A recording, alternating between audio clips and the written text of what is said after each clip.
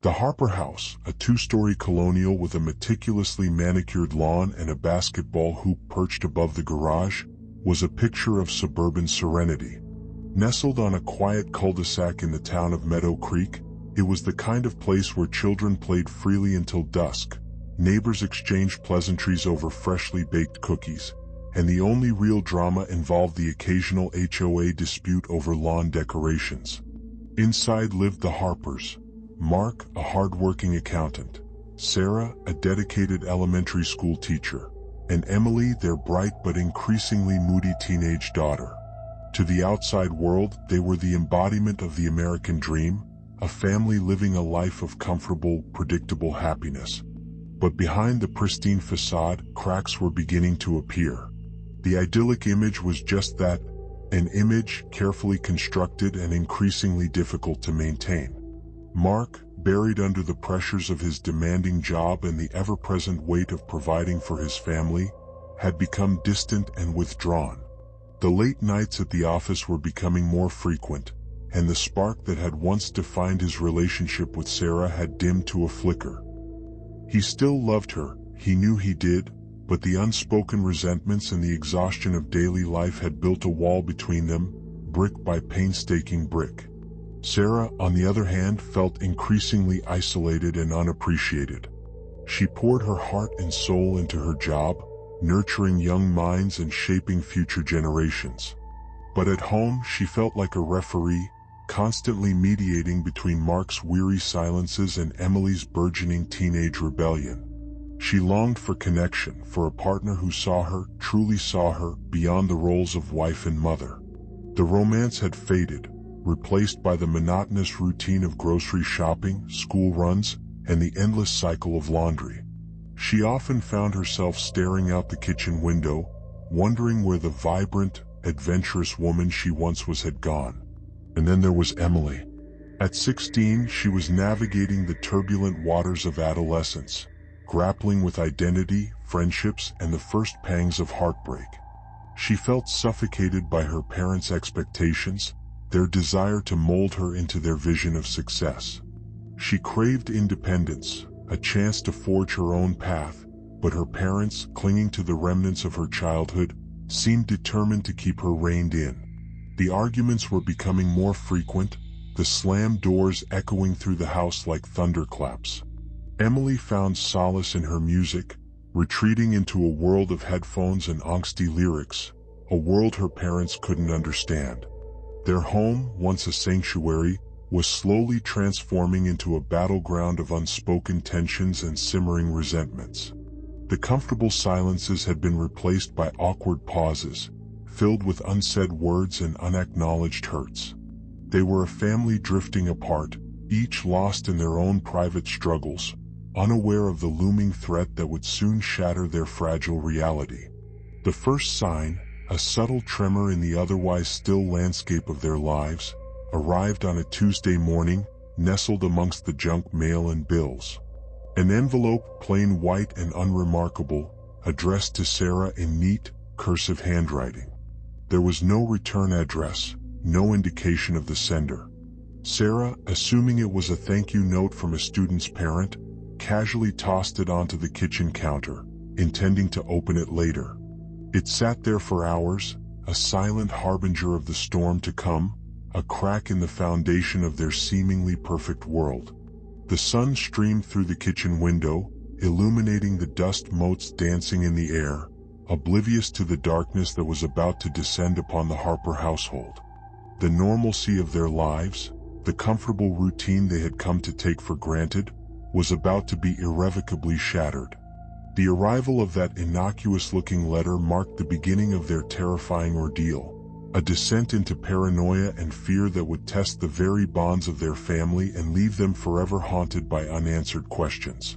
The idyllic setting was about to become a stage for a nightmare, and the Harpers were about to learn that the most terrifying monsters are often the ones you can't see. The letter remained on the kitchen counter, bathed in the afternoon sun, a silent, ticking bomb. Sarah, finally finding a moment amidst the chaos of dinner preparations, picked it up, idly wondering who had sent it. The plain white envelope offered no clues. She ripped it open, expecting to find a generic thank you note, perhaps a belated birthday card. Instead, she found a single unfolded sheet of cream-colored paper. "This is the story, not whatever you wrote." The same neat, cursive handwriting adorned the page, forming words that, at first glance, seemed almost pleasant. "Dearest Sarah," it began, "I hope this letter finds you well. I often see you tending to your roses in the garden. They are coming along beautifully this year, especially the peace variety. You always had a knack for bringing out the best in everything you touch." Sarah frowned. It was a strange message, vaguely complimentary, but off. She didn't recognize the handwriting, and while many of her neighbors knew about her roses, the specific mention of the peace variety felt oddly personal. She chalked it up to coincidence, a neighbor being observant. Maybe Mrs. Henderson from across the street, who often admired her garden. She continued reading. "I also noticed you painted the spare bedroom a lovely shade of lavender. Such a calming color. I remember you saying how much you loved lavender when we were closer." A chill ran down Sarah's spine. The word closer hung in the air, heavy with implication. Who would write something like this? And how did they know about the lavender bedroom? It wasn't visible from the street. Only someone who had been inside her house would know that. A knot of unease tightened in her stomach. This was no longer a friendly note from a neighbor. This was something else, something unsettling. She scanned the letter again, searching for a clue, a hint of the sender's identity. Then she saw it. A single sentence, buried in the middle of the paragraph. A detail that sent a wave of icy dread washing over her. "I remember that little hummingbird feeder you hung outside the kitchen window. You always said it reminded you of our trip to the mountains, that time we saw the hummingbird with the iridescent throat." Sarah gasped, her hand flying to her mouth. That trip to the mountains. It was something she had shared with Mark years ago, before Emily was born. A private memory, a cherished moment in their early relationship. She had never told anyone about the hummingbird feeder, about the significance it held. How could a stranger know this? The blood drained from her face. This wasn't a prank. This wasn't a misplaced greeting card. This was something far more sinister. Her mind raced, trying to make sense of it. Was it someone she knew? A former student? A disgruntled colleague? An old acquaintance? The possibilities swirled around her, each more terrifying than the last. She considered showing the letter to Mark, but hesitated. He had been so stressed lately, so consumed by work. She didn't want to burden him with this, not yet. Maybe it was just a one-time thing, a harmless, albeit creepy, prank. She would keep an eye out, be more vigilant. But deep down she knew it was more than that. The letter had planted a seed of unease, a dark suspicion that burrowed into her mind and refused to let go. The feeling of being watched, of being exposed, began to creep into her consciousness. That night, as she lay in bed beside Mark, she couldn't shake the image of the hummingbird feeder, of the unknown sender watching her, observing her life, privy to her most private memories. Sleep eluded her. Every creak of the house, every rustle of leaves outside the window, sent shivers down her spine. The letter, now tucked away in her bedside table drawer, had changed everything. The sense of security, the illusion of normalcy, had been shattered. The Harpers were no longer just a suburban family living a comfortable life. They were being watched, and the watcher knew more than they could possibly imagine. The game had begun, and they were already losing. The idyllic setting had become a hunting ground, and the hunter was closing in. The second letter arrived 3 days later. This time, Sarah recognized the plain white envelope instantly, a knot of dread tightening in her chest. She retrieved it from the mailbox with trembling hands, her heart pounding against her ribs. She didn't open it immediately. Instead, she clutched it tightly, as if holding back the darkness it contained. She waited until Mark had left for work and Emily was safely on the school bus before retreating to the sanctuary of her bedroom. Locking the door, she sat on the edge of the bed, the letter lying before her like a venomous snake coiled and ready to strike. Taking a deep breath, she tore it open. "Sarah, my dear," it began, the familiar cursive handwriting mocking her with its deceptive elegance. "I couldn't help but notice your little argument with Mark last night. Such a shame to see such a beautiful couple bickering. I hope you realize he doesn't appreciate you the way you deserve to be appreciated. Those late nights at the office, are they really work-related? Or is he seeking solace elsewhere?" Sarah's breath hitched in her throat. The letter was referring to a private disagreement she and Mark had had the previous evening, a tense exchange over his increasing absence and her growing resentment. How could anyone have known about that? They had spoken in hushed tones behind closed doors. The letter continued, the words twisting like a knife in her gut. "Emily seems troubled. So much teenage angst.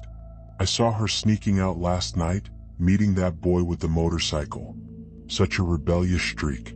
You should really keep a closer eye on her, Sarah. You wouldn't want her to end up making the same mistakes you did, would you?" A wave of nausea washed over Sarah. The reference to Emily's secret rendezvous was a direct violation, a chilling intrusion into her daughter's private life. And the veiled threat, the insinuation that she had made mistakes in her own past, sent a shiver of fear down her spine. This was no longer just creepy. This was malicious. This was designed to hurt, to intimidate, to control. The third letter arrived a week later, followed by a fourth and then a fifth. Each one was more disturbing than the last, filled with increasingly personal and intimate details about the Harpers' lives. The stalker seemed to know everything, their routines, their secrets, their fears. Sarah became consumed by paranoia. She jumped at every sound, peered out of windows, and scrutinized every face she saw. She started locking the doors during the day, drawing the curtains, and avoiding going out alone. The once familiar comfort of her home had transformed into a prison, a place of constant fear and anxiety. She finally confided in Mark, showing him the letters, her voice trembling with fear and desperation. He was initially dismissive, attributing them to a prankster or a disgruntled neighbor. But as he read the increasingly disturbing content, his skepticism began to fade, replaced by a growing unease. He reported the letters to the police, but they were largely unhelpful. Without any concrete evidence or a clear threat, they couldn't do much. They advised the Harpers to install security cameras and be more vigilant, but their words offered little comfort. The letters continued to arrive, each one chipping away at the Harpers' sanity. The family began to unravel, their relationship strained by suspicion and fear. Mark became withdrawn and irritable, blaming Sarah for attracting the stalker's attention. Emily, sensing the tension in the house, retreated further into her shell, becoming even more secretive and rebellious. Sarah bore the brunt of the stalker's attention, the letters becoming increasingly focused on her, her past, her insecurities. She felt like she was being suffocated, her every move scrutinized, her every thought exposed. She was no longer just Sarah Harper, wife and mother. She was a target, a pawn in a twisted game orchestrated by an unknown tormentor. The idyllic setting of Meadow Creek had become a terrifying landscape of paranoia and fear. The Harpers were no longer just living in a house. They were living in a nightmare, and there seemed to be no escape. The feeling of being watched was constant, a relentless pressure that threatened to crush them all. The escalation had begun, and the Harpers were caught in its terrifying grip. Driven to the brink by the relentless stream of letters, the Harpers embarked on a desperate quest to unmask their tormentor. The police, initially skeptical, had reluctantly agreed to investigate, but their efforts were hampered by a lack of concrete evidence. The letters themselves were untraceable, the paper and ink common, the handwriting skilled enough to avoid easy identification. Detective Miller, the lead investigator assigned to the case, was a weary, middle-aged man who had seen his fair share of suburban anxieties. He listened patiently to Sarah's frantic account, his expression a mixture of sympathy and professional detachment. He took the letters, promised to run them for fingerprints and analyze the handwriting, but his lack of optimism was palpable. "We get these kinds of cases now and then, Mrs. Harper," he said, his voice laced with a hint of resignation. "Usually it's a disgruntled ex, a jealous neighbor, or just some bored kid playing a prank. Most of the time they fizzle out on their own. But we'll do what we can." His words offered little solace. Sarah felt dismissed, her fears minimized. She knew this was more than just a prank. This was a calculated act of psychological warfare, and she was determined to fight back. Mark, fueled by a mixture of guilt and anger, took matters into his own hands. He invested in a state-of-the-art security system, installing cameras around the perimeter of the house, motion sensors in the yard, and an alarm system that could be triggered with a single touch. He spent hours poring over the surveillance footage, searching for any sign of an intruder, any clue that might lead them to their stalker. The cameras captured the mundane rhythms of suburban life: squirrels scampering across the lawn, the mailman making his rounds, children riding their bikes down the street. But there was nothing, no suspicious activity, no lurking figures, nothing to explain the stalker's intimate knowledge of their lives. The Harpers' suspicion turned inward, towards their neighbors and acquaintances. Sarah found herself scrutinizing Mrs. Henderson, the friendly woman across the street who often admired her roses. Could she be the one? Was her seemingly innocent interest in the garden a facade, a cover for something more sinister? Mark, in turn, became suspicious of David, Sarah's colleague at school, a divorced man who had always seemed a little too attentive. He imagined David harboring a secret obsession with Sarah, fueled by unrequited love and resentment. They even considered the possibility that the stalker was someone closer to home, someone within their own family. Could it be Emily acting out in some twisted form of teenage rebellion? The thought was horrifying, but they couldn't dismiss it entirely. The constant suspicion poisoned their relationships, turning friends and neighbors into potential enemies. The once harmonious cul-de-sac became a breeding ground for paranoia, each resident eyeing the other with suspicion and distrust. One evening, Mark thought he had a breakthrough. Reviewing the security footage, he spotted a dark figure lurking near the edge of their property, partially obscured by the trees. He zoomed in, his heart pounding with excitement. But as the image sharpened, he realized it was just a deer foraging for food. Another false lead. Another dead end. The mounting frustration and the lack of progress fueled the tension between Sarah and Mark. They argued constantly, each blaming the other for their predicament. Mark accused Sarah of attracting the stalker's attention, of somehow inviting this invasion into their lives. Sarah, in turn, accused Mark of being insensitive and unsupportive, of failing to protect her and their daughter. The search for the stalker was consuming them, driving them further apart, and pushing them closer to the brink of despair. The idyllic facade of their suburban life had crumbled completely, replaced by a chilling reality of fear, suspicion, and mounting frustration.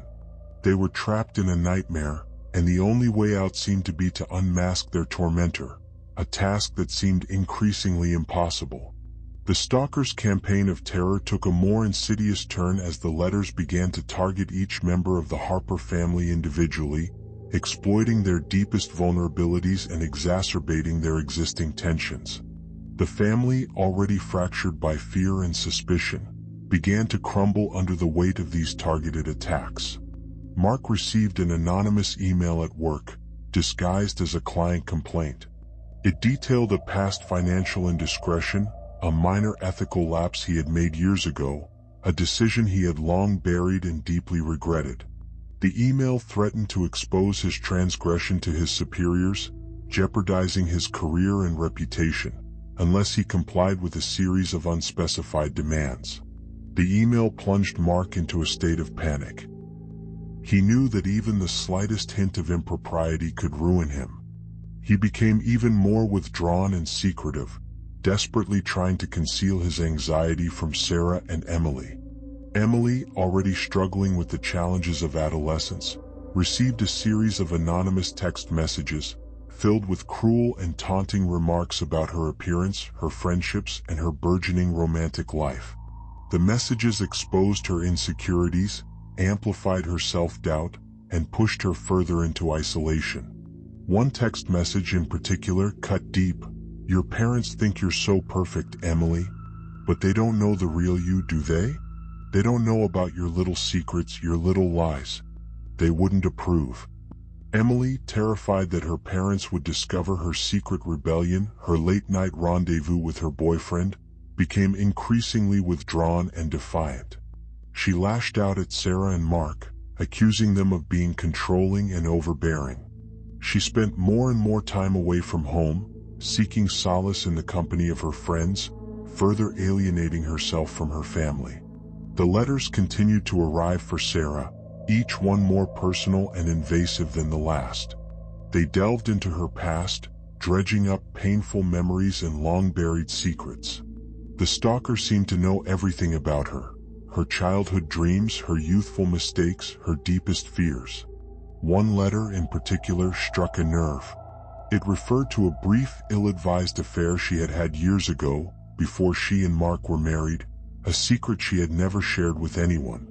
The letter hinted that the stalker knew the identity of her former lover and threatened to reveal the affair to Mark, destroying their marriage. The marital stress between Sarah and Mark intensified, reaching a breaking point. The constant fear, the mutual suspicion, and the individual attacks had eroded the foundation of their relationship. They argued constantly, their words laced with anger and resentment. The love and trust that had once bound them together had been replaced by a toxic mix of fear and recrimination. One night, during a particularly heated argument, Mark lashed out at Sarah, accusing her of being the cause of all their problems. "This wouldn't be happening if you hadn't attracted this freak in the first place," he shouted, his face contorted with rage.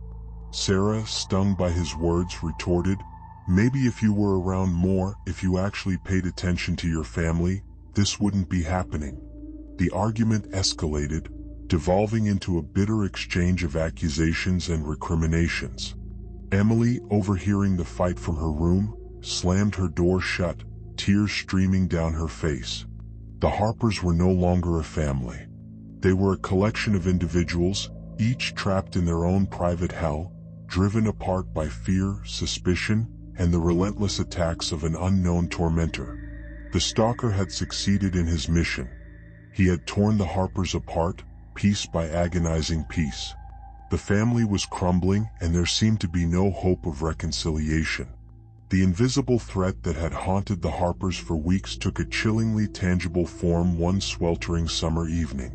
Sarah, unable to sleep, had wandered downstairs for a glass of water. The house was eerily quiet, the only sound the gentle hum of the refrigerator. As she stood in the kitchen, staring out the window into the darkened garden, she saw something move. A fleeting shadow, a dark shape shifting between the rose bushes. She blinked, thinking it was just her imagination, the product of her sleep-deprived mind. But then she saw it again. A figure, silhouetted against the moonlit lawn, standing motionless, watching the house. Sarah's heart leaped into her throat. She gasped, her hand flying to her mouth to stifle a scream. The figure remained there for what felt like an eternity, a silent, menacing presence in the darkness. Then, as quickly as it had appeared, it vanished, melting back into the shadows, leaving Sarah trembling with fear. She ran upstairs, waking Mark with her frantic cries. He rushed downstairs, grabbed a baseball bat from the garage and searched the garden, but found nothing. The only evidence of the intruder was the faint scent of cigarette smoke lingering in the air, a smell neither of them recognized. The incident sent the Harpers' fear into overdrive. The letters had been terrifying, but this was something else entirely. This was a physical violation, a direct threat to their safety. The stalker was no longer just observing them from afar. He was getting closer, bolder, more dangerous. Sleep became an impossibility. Sarah and Mark took turns keeping watch throughout the night, armed with the baseball bat and fueled by adrenaline. Every creak of the house, every rustle of leaves outside the window, sent them scrambling to investigate. Emily, sensing the heightened tension, became even more withdrawn and fearful. She refused to leave the house, clinging to her parents like a frightened child. The carefree teenager had vanished, replaced by a shadow of her former self. The Harpers considered moving, abandoning their home, their lives, their memories, in a desperate attempt to escape the stalker's grasp. They discussed it for hours, weighing the pros and cons, debating whether it was the only way to protect themselves. "We can't live like this, Mark," Sarah pleaded, her voice filled with despair. "We're prisoners in our own home. We have to do something." Mark, however, was reluctant to leave.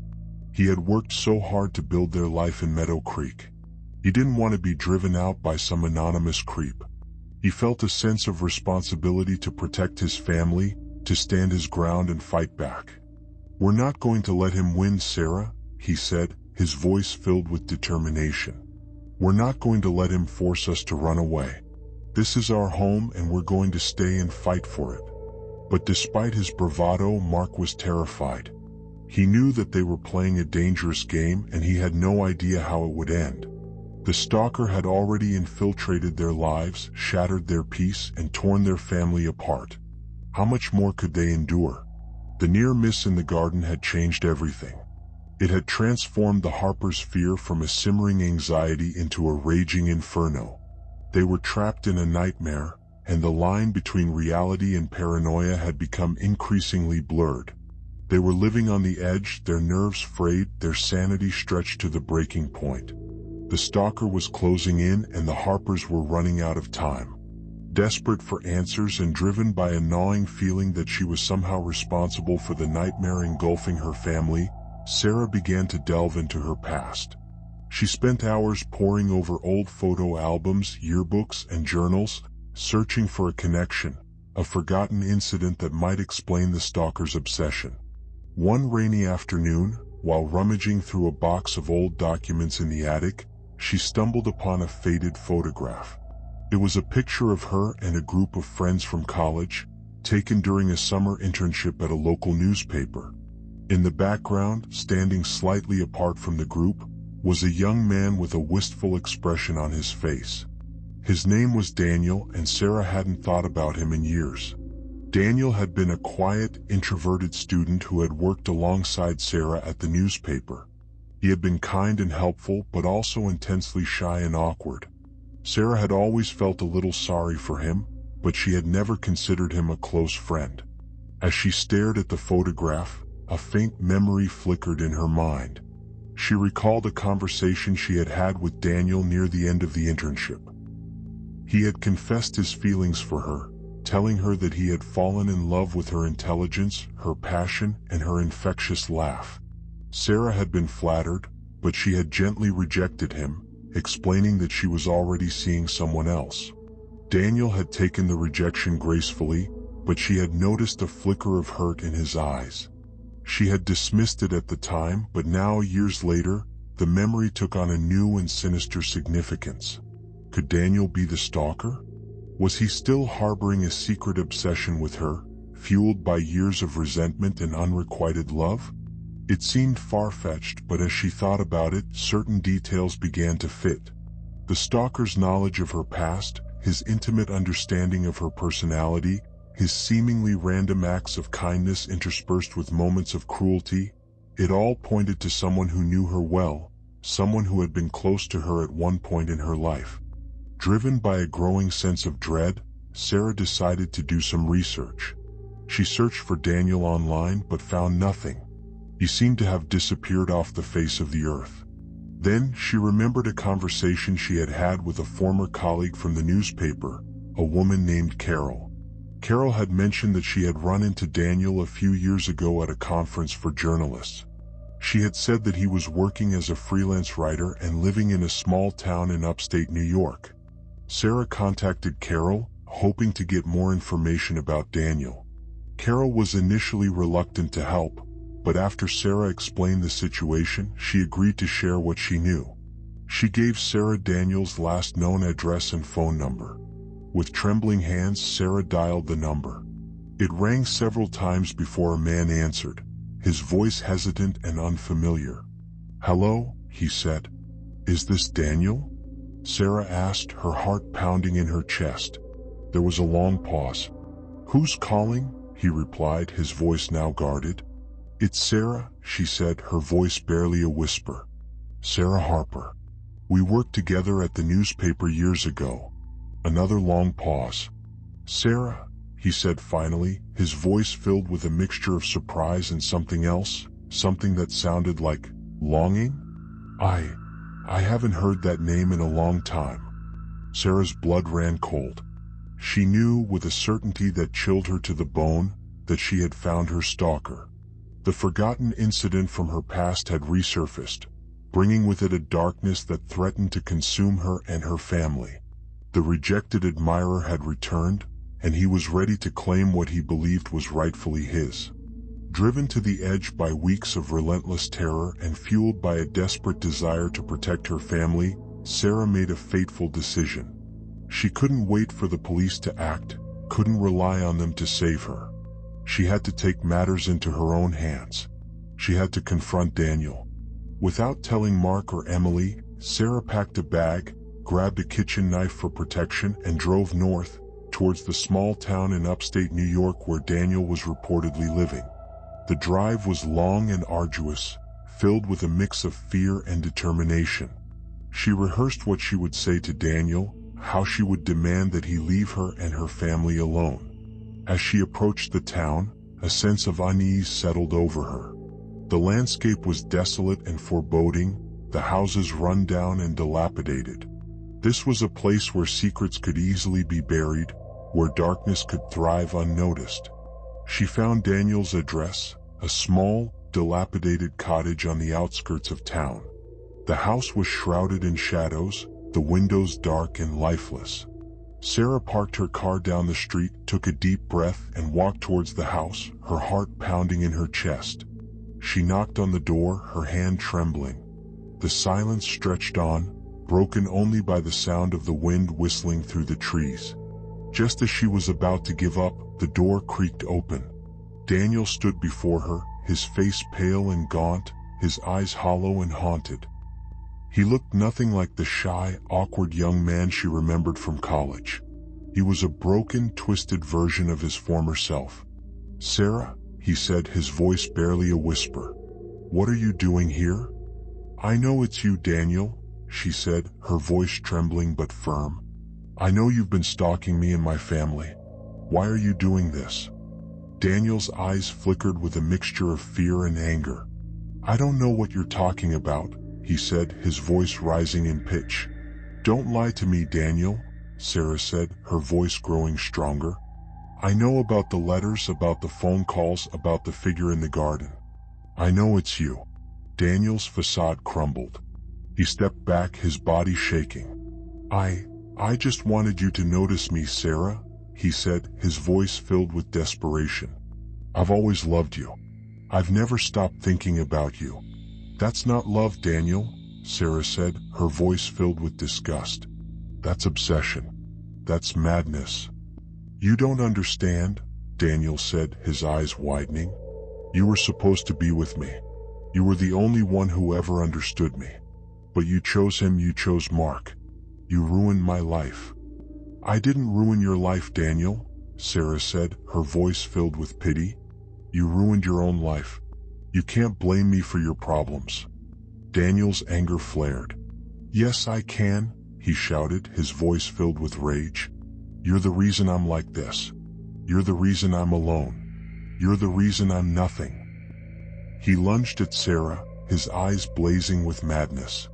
Sarah screamed and stumbled back, pulling the kitchen knife from her bag. She held it out in front of her, her hand shaking. "Stay away from me, Daniel," she shouted. "I don't want to hurt you." Daniel ignored her warning. He continued to advance, his eyes fixed on her, his body trembling with rage. "I'm going to make you pay, Sarah," he snarled. "I'm going to make you suffer like I've suffered." The confrontation had reached a fever pitch. Sarah was trapped, cornered by a man driven to the brink by obsession and resentment. The encounter was about to turn violent, and Sarah knew that her life and the lives of her family hung in the balance. Daniel lunged again, his hands outstretched, his intent clear. Sarah, fueled by adrenaline and a primal instinct to survive, reacted without thinking. She thrust the knife forward, aiming for his chest.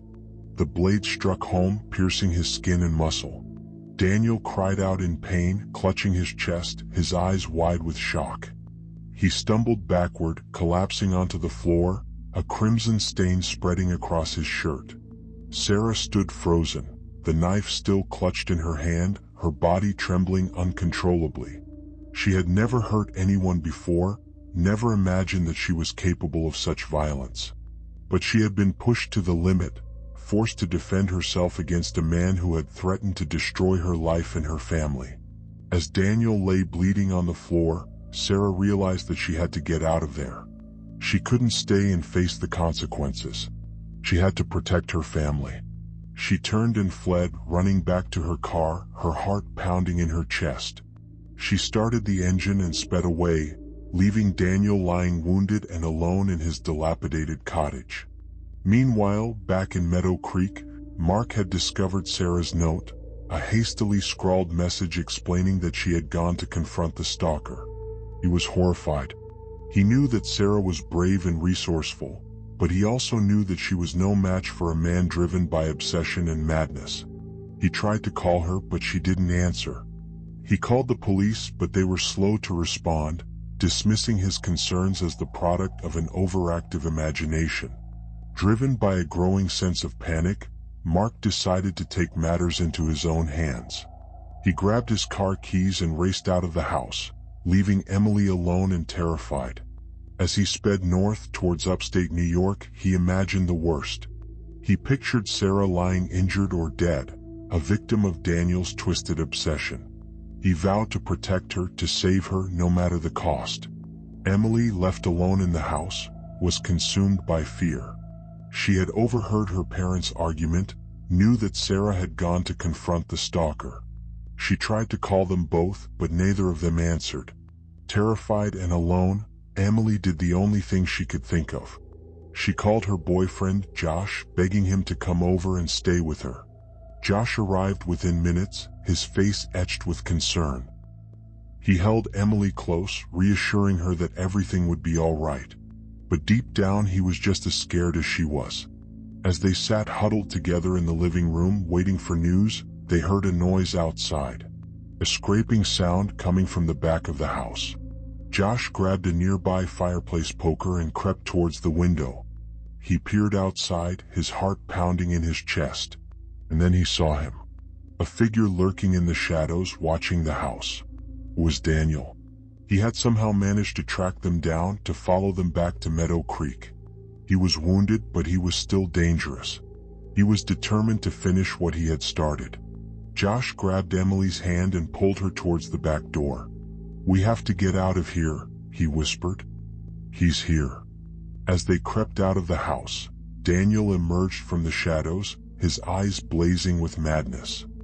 He lunged at them, his hands outstretched, his face contorted with rage. The confrontation had reached its climax. The Harpers were in mortal danger, their lives hanging in the balance.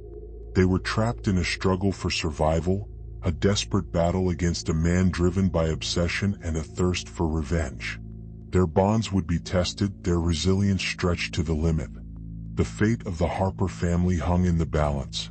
Josh, acting quickly, shoved Emily behind him and swung the fireplace poker with all his might, striking Daniel across the face. Daniel stumbled backward, momentarily stunned. Taking advantage of the opportunity, Josh grabbed Emily's hand and they ran, darting through the trees and towards the safety of the neighbor's house. They pounded on the door, screaming for help. Meanwhile, Sarah, consumed by guilt and fear, had turned her car around and was speeding back towards Daniel's cottage. She knew that she couldn't leave him there to die. She had to face the consequences of her actions. As she approached the cottage, she saw police cars and ambulances surrounding the property. The police had found Daniel, alerted by a neighbor who had heard the commotion. He was still alive but critically wounded. Sarah pulled over and surrendered to the police, confessing everything. She was arrested and taken into custody, facing charges of assault and attempted murder. Mark, finally arriving in upstate New York, was devastated to learn what had happened. He rushed to the hospital to see Sarah, his heart filled with a mixture of anger and relief. Sarah was released on bail, pending trial. Back in Meadow Creek, the police finally took the Harpers' case seriously, launching a full-scale investigation into Daniel's activities. They discovered a trove of evidence linking him to the stalking, including the letters, the phone calls, and the surveillance photos he had taken of the Harper family. They also uncovered a history of obsession and mental instability, revealing that Daniel had a long-standing pattern of stalking women who had rejected him. The trial was a media sensation, the story of the stalker and his victims gripping the nation. Sarah testified about the fear and terror she and her family had endured, painting a vivid picture of Daniel's twisted obsession. In the end, Sarah was acquitted of all charges, the jury finding that she had acted in self-defense. Daniel was convicted of stalking and assault and sentenced to a lengthy prison term. The Harpers' ordeal was finally over, but the scars remained. They had survived a nightmare, but they were forever changed by the experience. They decided to sell their house in Meadow Creek, unable to shake the feeling that they were still being watched, still being haunted by Daniel's presence. They moved to a new town, a new state, hoping to start fresh, to rebuild their lives. The healing process was long and difficult. Mark and Sarah underwent therapy, working to repair their damaged relationship. Emily struggled with anxiety and post-traumatic stress, but eventually found solace in her music and her friendships. The Harpers were forever bound by the shared trauma they had endured. They had faced the darkness together, and they had emerged stronger, more resilient, more appreciative of the bonds that held them together. But lingering questions remained. Could they ever truly escape the shadow of Daniel's obsession? Could they ever fully trust again? Could they ever forget the fear and terror that had consumed their lives? The psychological impact of the stalking would endure, a constant reminder of the fragility of peace and the enduring power of obsession. The Harpers had survived, but they would never be quite the same. The idyllic dream had been shattered, replaced by a hard-won understanding of the darkness that lurked beneath the surface of everyday life. The year is 1922. Imagine a winter landscape, stark and unforgiving, blanketing the Bavarian countryside, nestled amidst the rolling hills and dense forests. Far from the bustling cities and prying eyes, lay the farmstead of Hinterkaifeck. Its isolation was both its sanctuary and, ultimately, its curse. Here, the Gruber family eked out a simple, agrarian existence. Bound together by blood and the harsh realities of rural life, Andreas Gruber, the patriarch, a man weathered by years of sun and toil, held the reins of the farm. With him lived his daughter, Victoria, a widow burdened by the loss of her husband in the Great War, and her two young children, Kazilia and Joseph. Completing the household was Andreas's elderly mother, also named Kazilia, a woman whose presence added another layer of history and tradition to the already steeped atmosphere of the farm. Their lives, though humble, were predictable, governed by the rhythm of the seasons and the demands of the land. However, in the weeks leading up to the horrific events that would forever stain the name of Hinterkaifeck, a palpable sense of unease began to creep into their lives. It was a feeling that prickled the skin and tightened the chest, a growing certainty that something was amiss. Small,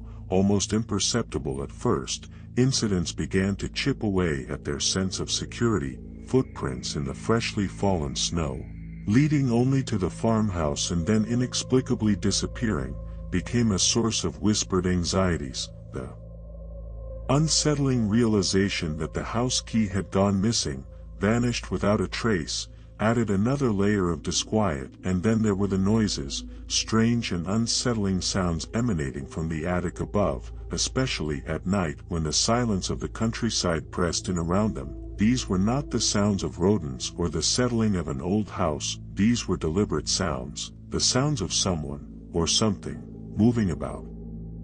Andreas, a man of the land, a man accustomed to the quiet solitude of his surroundings, found himself increasingly on edge. He started confiding in neighbors, hesitant at first, but then driven by a growing sense of dread. He spoke of his fears, of the footprints, the missing key, the noises, but never officially reported anything. Perhaps he feared ridicule, or perhaps he simply didn't want to attract attention to his isolated farm. Whatever his reasons, his silence would prove to be a fatal mistake. The idyllic facade of Hinterkaifeck was cracking, revealing a darkness that would soon consume them all. The unexplained occurrences, initially dismissed as tricks of the wind or the overactive imagination of an aging man, soon escalated into something far more sinister. The footprints, stark against the pristine white snow, became a chilling focal point. Each snowfall brought a fresh canvas, and each morning, the same unsettling pattern would reappear. A clear set of tracks leading directly to the farmhouse doors, only to vanish as abruptly as they began. It was as if someone, or something, had walked right up to the house, paused, and then simply dematerialized. There were no returning tracks, no sign of where the intruder had gone. This defied logic, defied explanation, and instilled a growing sense of terror within the Gruber household. The missing house key, a seemingly insignificant detail, took on a far more ominous meaning in light of the footprints. It was a large, iron key, heavy and unwieldy, usually kept hanging on a hook near the back door. Its disappearance suggested a deliberate act, a calculated attempt to gain access to the house, or perhaps simply to unsettle the occupants. The family searched high and low, turning the house upside down, but the key remained elusive, lost to the shadows and the growing sense of dread. But it was the sounds from the attic that truly amplified the fear. The old farmhouse, like many of its time, had a large, unfinished attic space, used primarily for storage. It was a place of shadows and dust, a repository for forgotten memories and discarded possessions. The sounds began subtly, a faint creaking, a soft rustling, easily attributed to the wind whistling through the eaves or the settling of the old timbers. However, as the days turned into weeks, the noises became more pronounced, more deliberate. They sounded like footsteps, slow and measured, pacing back and forth above their heads. Sometimes, there was a dragging sound, as if something heavy was being moved across the floor. The sounds were most pronounced at night, when the darkness pressed in around the farm and the silence of the countryside was broken only by the hooting of owls and the distant barking of dogs. Lying in their beds, the Grubers would strain their ears, listening to the unsettling symphony of the attic, their imaginations running wild. Was it an animal that had somehow gained access to the attic, or was it something far more sinister, something that was deliberately tormenting them? The question hung heavy in the air, unanswered and terrifying. The rational explanations dwindled with each passing day, leaving only a chilling sense of the unknown lurking just above their heads. The strange occurrences had begun, and with each passing day, they grew more frightening, more inexplicable, and more threatening. Andreas Gruber, once a stoic and grounded man, found himself increasingly consumed by paranoia. The weight of responsibility for his family, coupled with the inexplicable events plaguing his farm, began to erode his sanity. Sleep offered little respite, haunted by the image of those disappearing footprints and the incessant scratching from the attic. He started spending his days on edge, his gaze constantly darting around, searching for any sign of the unseen intruder. The farm, once a source of comfort and stability, now felt like a prison, trapping him and his family in a nightmare. His conversations with neighbors became more frequent, and more desperate. He would seek them out under the guise of borrowing tools or exchanging news, but his true motive was to unburden himself of his growing fears. He spoke in hushed tones, careful not to be overheard, recounting the strange happenings at Hinterkaifeck. He described the footprints, The missing key, the attic noises, painting a picture of a farm under siege. The neighbors, initially sympathetic, began to grow weary of Andreas's increasingly frantic tales. Some dismissed his concerns as the ramblings of an old man, his mind playing tricks on him. Others suggested practical solutions, setting traps for animals in the attic, changing the locks on the doors, keeping a dog for protection. But Andreas remained unconvinced. That he felt that these were not the actions of a simple thief or a stray animal. He sensed a darker presence, something malevolent and deliberate. Despite his growing fear, Andreas never officially reported the strange events to the authorities. Perhaps he feared ridicule, concerned that the local police would dismiss him as a superstitious old fool. Or perhaps he worried that involving the authorities would only escalate the situation, drawing unwanted attention to his isolated farm and potentially provoking the unseen intruder. Whatever his reasons, his decision to remain silent would ultimately seal his family's fate. His reluctance to seek official help was a critical error, born out of a mixture of pride, fear, and a deep-seated distrust of outsiders. He preferred to handle the situation himself, relying on his own instincts and the support of his neighbors. But he was ill-equipped to deal with the forces that were gathering around Hinterkaifeck. He was a farmer, not a detective, not an exorcist. He was a man caught in a web of fear and uncertainty, and he was running out of time. His observations, though accurate, remained unspoken to those who could have offered real assistance, leaving the Gruber family vulnerable and exposed to the darkness that was closing in. Beyond the immediate terror of the unexplained events, a darker undercurrent ran through the history of the Gruber family and the farm itself. Hinterkaifeck was not simply an isolated dwelling, it was a place steeped in whispers and rumors, a repository of unspoken secrets and long-held resentments. The family's past was shrouded in a veil of ambiguity, hinting at possible grudges and unresolved conflicts that could have made them targets. There were tales of land disputes with neighboring farmers, bitter feuds over property lines and water rights that had festered for generations. Andreas Gruber himself was known to be a stern and uncompromising man, not one to easily forgive or forget an offense. It was rumored that he had made enemies over the years, men who harbored deep-seated animosity towards him and his family. These were men who knew the land, knew the farm, and knew the Gruber's routines. Adding to the unsettling atmosphere was the high turnover of hired help at Hinterkaifeck. Over the years, numerous farmhands and maids had come and gone, often leaving abruptly and without explanation. The reasons for their departures were varied, but a common thread ran through their stories. They spoke of a sense of unease, of feeling watched, of hearing strange noises in the night.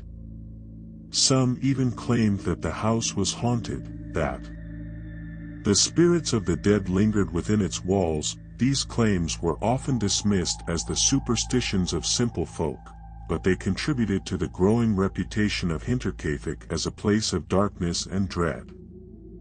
The previous maid, just before Maria Baumgartner, had left in the middle of the night, leaving behind her belongings and a hastily scribbled note claiming that she could no longer bear the feeling of being constantly watched. She wrote of cold spots in the house, of shadows that moved in the periphery, and of a persistent feeling of dread that she couldn't shake. These stories, combined with the more recent strange occurrences, painted a picture of a family living under a cloud of suspicion and fear. Was the haunting real, a manifestation of some supernatural force, or was it a product of the family's own dark secrets, a reflection of the grudges and resentments that had accumulated over the years? Whatever the explanation, the family history added another layer of complexity to the mystery of Hinterkaifeck, suggesting that the seeds of tragedy had been sown long before the footprints appeared in the snow.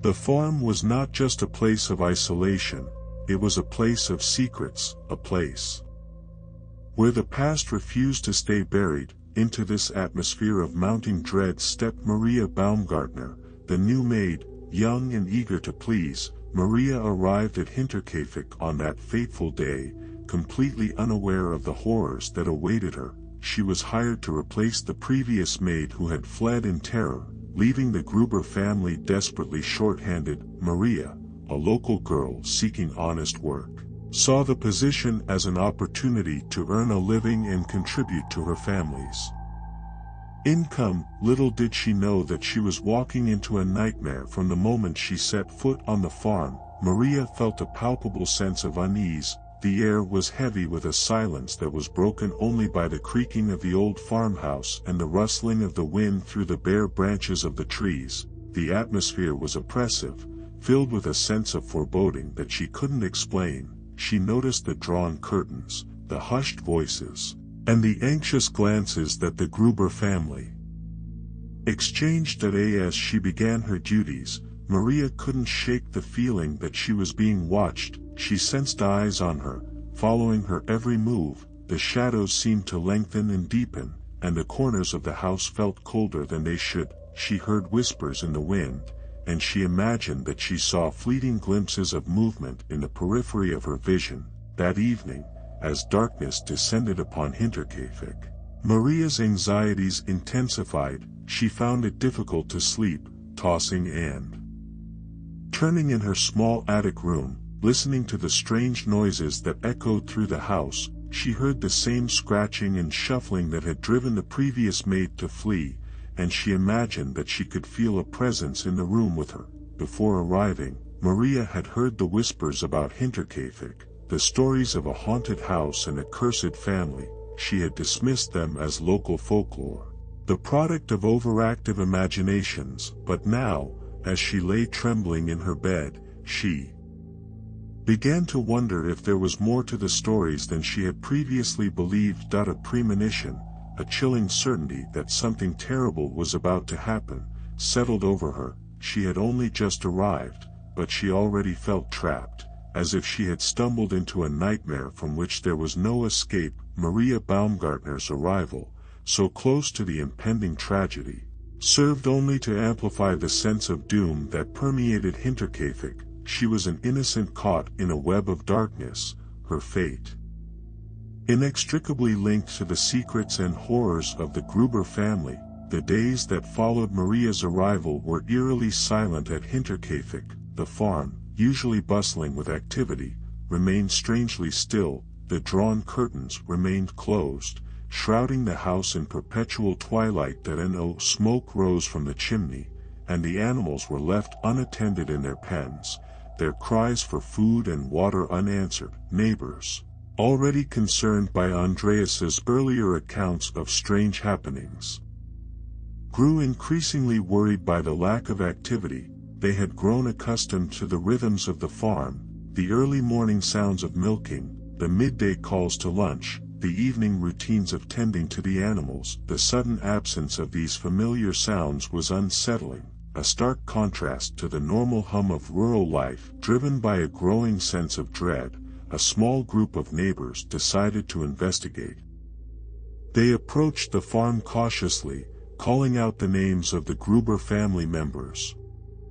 But their calls went unanswered. The silence was deafening, broken only by the mournful wind whistling through the eaves of the house. Finding the front door locked, they made their way around to the barn, a large, dilapidated structure that stood a short distance from the main house. The barn door was slightly ajar, casting a sliver of light into the otherwise darkened interior.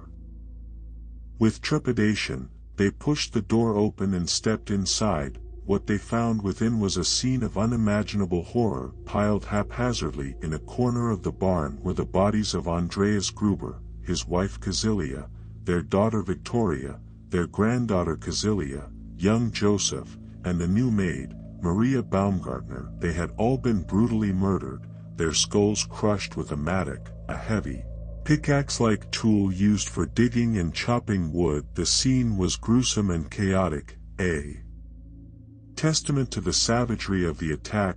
Blood splattered the walls and floor, and the air was thick with the stench of death. The neighbors, overcome with shock and horror, stumbled back out of the barn, their screams piercing the silence of the countryside. The idyllic facade of Hinterkaifeck had been shattered, revealing a darkness that would forever haunt the local community.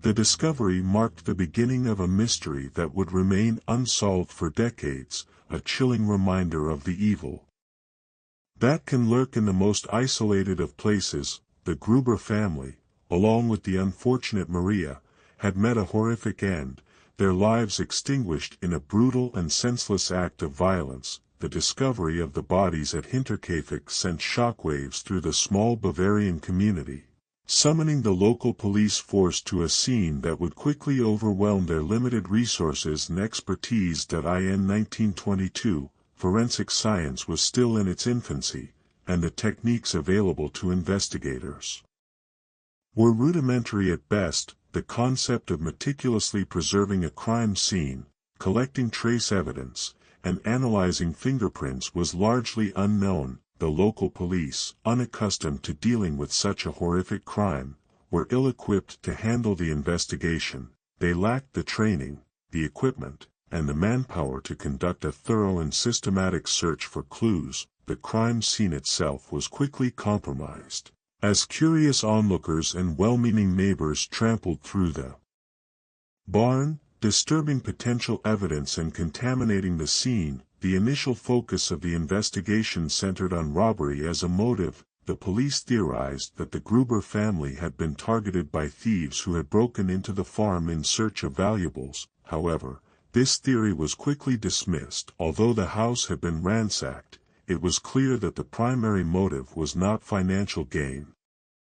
Valuables were left untouched, and the manner of the killings suggested a more personal and sinister motive. The lack of forced entry, despite the missing house key, further complicated the robbery theory. It seemed unlikely that a thief would have taken the time to search for and use the key, especially given the urgency and brutality of the attack. The missing key remained a perplexing detail, a piece of the puzzle that refused to fit. The primitive crime scene investigation techniques of the time hampered the investigation at every turn. The police relied heavily on eyewitness testimony, which was often unreliable and contradictory. They failed to collect crucial evidence, such as footprints, fingerprints, and blood samples, that could have provided valuable clues. The lack of forensic expertise meant that many potential leads were overlooked, and the investigation quickly stalled. The local police, overwhelmed by the magnitude of the crime and hampered by their limited resources, soon realized that they were out of their depth. They requested assistance from the state police, but even with additional manpower, the investigation struggled to gain traction. The mystery of Hinterkaifeck deepened with each passing day, as the police grappled with a crime that seemed to defy explanation. The initial investigation, marred by incompetence and a lack of resources, ultimately failed to uncover the truth behind the Gruber family murders, setting the stage for a decades-long mystery that would continue to baffle investigators and fascinate true crime enthusiasts. Amidst the horror of the Hinterkaifeck murders, several unexplained details emerged that only served to deepen the mystery and confound investigators. These peculiar circumstances, seemingly contradictory and illogical, pointed to a killer with a strange and unsettling mindset. One of the most baffling details was the fact that the farm animals had been fed and cared for after the murders. Despite the brutal slaughter of the Gruber family and Maria Baumgartner, someone had taken the time to tend to the livestock, ensuring that they were fed and watered. This suggested that the killer had remained at the farm for several days after the murders, going about the daily routines as if nothing had happened. This act demonstrated a chilling level of detachment and control, hinting at a possible familiarity with farm life. Another unsettling detail was the discovery of a cooked meal in the kitchen, laid out on the table but left uneaten. It was clear that the family had been preparing to eat dinner when they were attacked, suggesting that the murders were sudden and unexpected. The uneaten meal served as a poignant reminder of the lives that had been so abruptly cut short, and it raised questions about the timing of the attack and the killer's motives. The lack of forced entry, despite the missing house key, remained a persistent enigma. That if the killer had gained access to the farm using the missing key, why not use it to enter the house as well? The fact that the front door was locked suggested that the killer had either been invited inside or had gained access through another means, such as an unlocked window or a back door. This raised the possibility that the killer was someone known to the family, someone whom they trusted enough to let into their home. These unexplained details, taken together, painted a portrait of a killer who was not only brutal and ruthless but also methodical and calculating. The act of caring for the animals suggested a familiarity with farm life and a desire to maintain a semblance of normalcy, while the uneaten meal highlighted the suddenness and unexpectedness of the attack. The lack of forced entry, coupled with the missing key, hinted at a possible connection between the killer and the Gruber family. These details, though seemingly insignificant on their own, added layers of complexity to the mystery of Hinterkaifeck,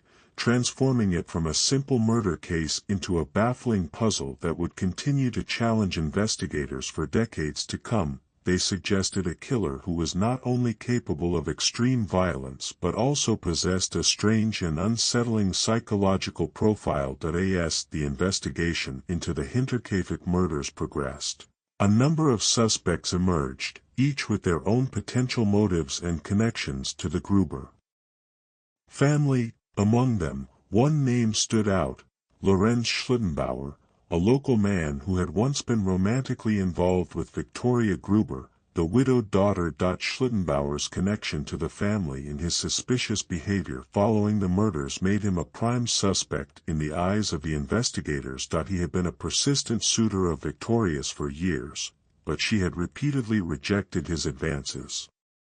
Some speculated that Schlittenbauer harbored a deep-seated resentment towards Victoria and her family, fueled by his unrequited love and the humiliation of being turned down. His alibi for the night of the murders was weak and unconvincing. That he claimed to have been at home with his family, but his account was contradicted by several witnesses who placed him in the vicinity of Hinterkaifeck on the night in question. Furthermore, Schlittenbauer's knowledge of the farm and its layout raised suspicions that he had worked on the farm in the past and was intimately familiar with the routines of the Gruber family, making it easier for him to plan and execute the murders. Adding to the suspicion surrounding Schlittenbauer was his eagerness to assist in the search for the missing family members. He was among the first to arrive at the farm after the discovery of the bodies, and he actively participated in the search, even entering the barn where the victims were found. Some witnesses claimed that Schlittenbauer's behavior at the scene was odd and unsettling. He seemed overly concerned with the location of the bodies and the details of the crime, as if he already knew what had happened. Despite the circumstantial evidence pointing towards Schlittenbauer, investigators were unable to gather enough concrete proof to charge him with the murders. His alibi, though questionable, could not be definitively disproven, and the lack of forensic evidence made it difficult to link him directly to the crime. However, the suspicions surrounding Schlittenbauer persisted for decades, fueled by local rumors and speculation that he remained a controversial figure in the community, forever tainted by the shadow of Hinterkaifeck. His knowledge of the farm, his questionable alibi, and his persistent pursuit of Victoria made him a compelling suspect. Even though he was never formally charged, Lorenz Schlittenbauer's name became inextricably linked to the mystery of Hinterkaifeck, a haunting reminder of the unanswered questions and the lingering suspicion that surrounded the case. Another theory that gained traction in the Hinterkaifeck case centered around Karl Gabriel, Victoria Gruber's husband, who was presumed dead during World War I. While officially declared missing in action, some speculated that Gabriel had, in fact, survived the war and returned to Hinterkaifeck seeking revenge or to reclaim his family.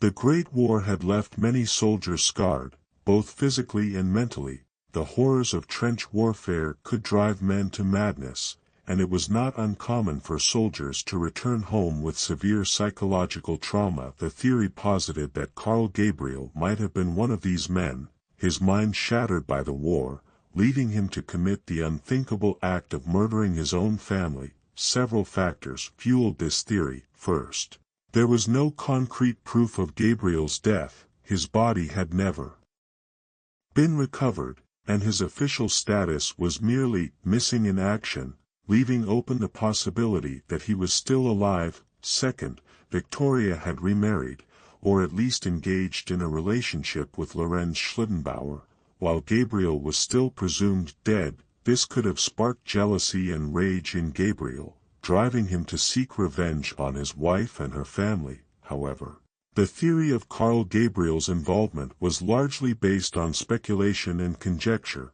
There was no concrete evidence to support it. No witnesses had reported seeing Gabriel in the area, and there was no physical evidence linking him to the crime scene. Despite the lack of proof, the theory persisted, fueled by the mystery surrounding Gabriel's fate and the possibility that he had returned a changed and dangerous man. Investigators explored the possibility of Gabriel's return, but they were unable to find any credible leads.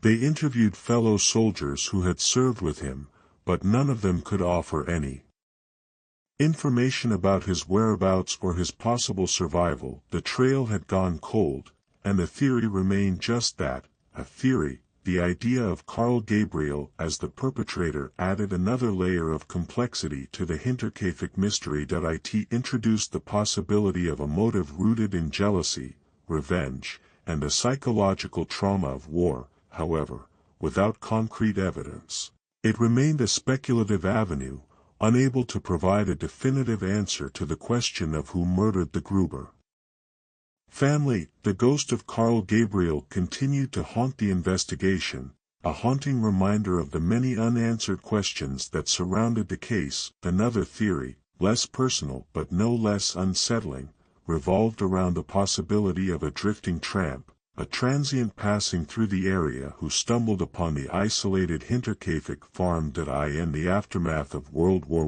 I, Bavaria, like much of Europe, was rife with poverty and displacement. Many individuals, unable to find work or a place to call home, wandered the countryside in search of sustenance and shelter. The drifting tramp theory suggested that one such individual, perhaps desperate for food or money, had come to Hinterkaifeck seeking assistance. Perhaps he asked for food and was turned away, or perhaps he intended to rob the family, only for the situation to escalate into violence. The brutality of the murders could be attributed to the desperation and rage of a transient with nothing to lose. However, this theory also faced significant challenges. While there were unsubstantiated claims of a tramp being seen in the area, there was no concrete evidence to link such a person to the crime. Furthermore, the details of the crime scene did not entirely align with the profile of a simple robbery gone wrong. The fact that the animals were fed and cared for after the murder suggested a longer stay at the farm than a transient thief would likely have risked. The lack of forced entry also contradicted the idea of a random act of violence by an outsider. Moreover, the drifting tramp theory failed to account for the strange occurrences that had plagued the Gruber family in the weeks leading up to the murders. The footprints in the snow, the missing house key, and the attic noises all pointed to a more deliberate and targeted attack, rather than a chance encounter with a passing vagrant. Despite these challenges, the drifting tramp theory remained a possibility, if only because it offered a simple explanation for a complex and baffling crime. It was easy to imagine a desperate individual, driven to violence by circumstance, committing such a horrific act. However, the lack of concrete evidence and the inconsistencies with the details of the crime scene ultimately undermined the credibility of this theory. The image of a wandering stranger, stumbling upon Hinterkaifeck and unleashing a wave of violence, remained a haunting possibility, but one that ultimately failed to fully explain the mystery. As the official investigation into the Hinterkaifeck murders floundered, and with conventional methods yielding no results, some turned to more unorthodox approaches, seeking answers in the realm of the paranormal. The early 20th century was a time when spiritualism and psychic phenomena held a certain sway, and it was not uncommon for individuals to consult mediums and psychics in an attempt to solve mysteries and communicate with the dead. In the case of Hinterkaifeck, several attempts were made to use psychic abilities to uncover the truth behind the murders. Mediums were brought to the farm, hoping to channel the spirits of the victims and gain insights into the identity of the killer and the motives behind the crime. These investigations often involved séances, where participants would gather in a darkened room, attempting to make contact with the other side. The results of these psychic investigations were, at best, inconclusive. The mediums offered vague and often contradictory pronouncements, providing little in the way of concrete evidence or actionable leads. Some claimed to have identified the killer, while others spoke of supernatural forces at play, suggesting that the farm was cursed or haunted. The speculation about supernatural forces stemmed, in part, from the local folklore surrounding Hinterkaifeck. The farm had long been rumored to be a place of darkness and unease, with tales of ghostly apparitions and unexplained phenomena circulating among the local community. The abrupt departures of previous hired help, who claimed to have experienced strange and unsettling events at the farm, only added to its ominous reputation. Some believed that the murders were not simply the result of human malice, but rather the manifestation of some malevolent supernatural entity that had taken root at Hinterkaifeck. They pointed to the strange occurrences that had preceded the murders, the footprints, the missing key, the attic noises, as evidence of a paranormal presence that was tormenting the Gruber family.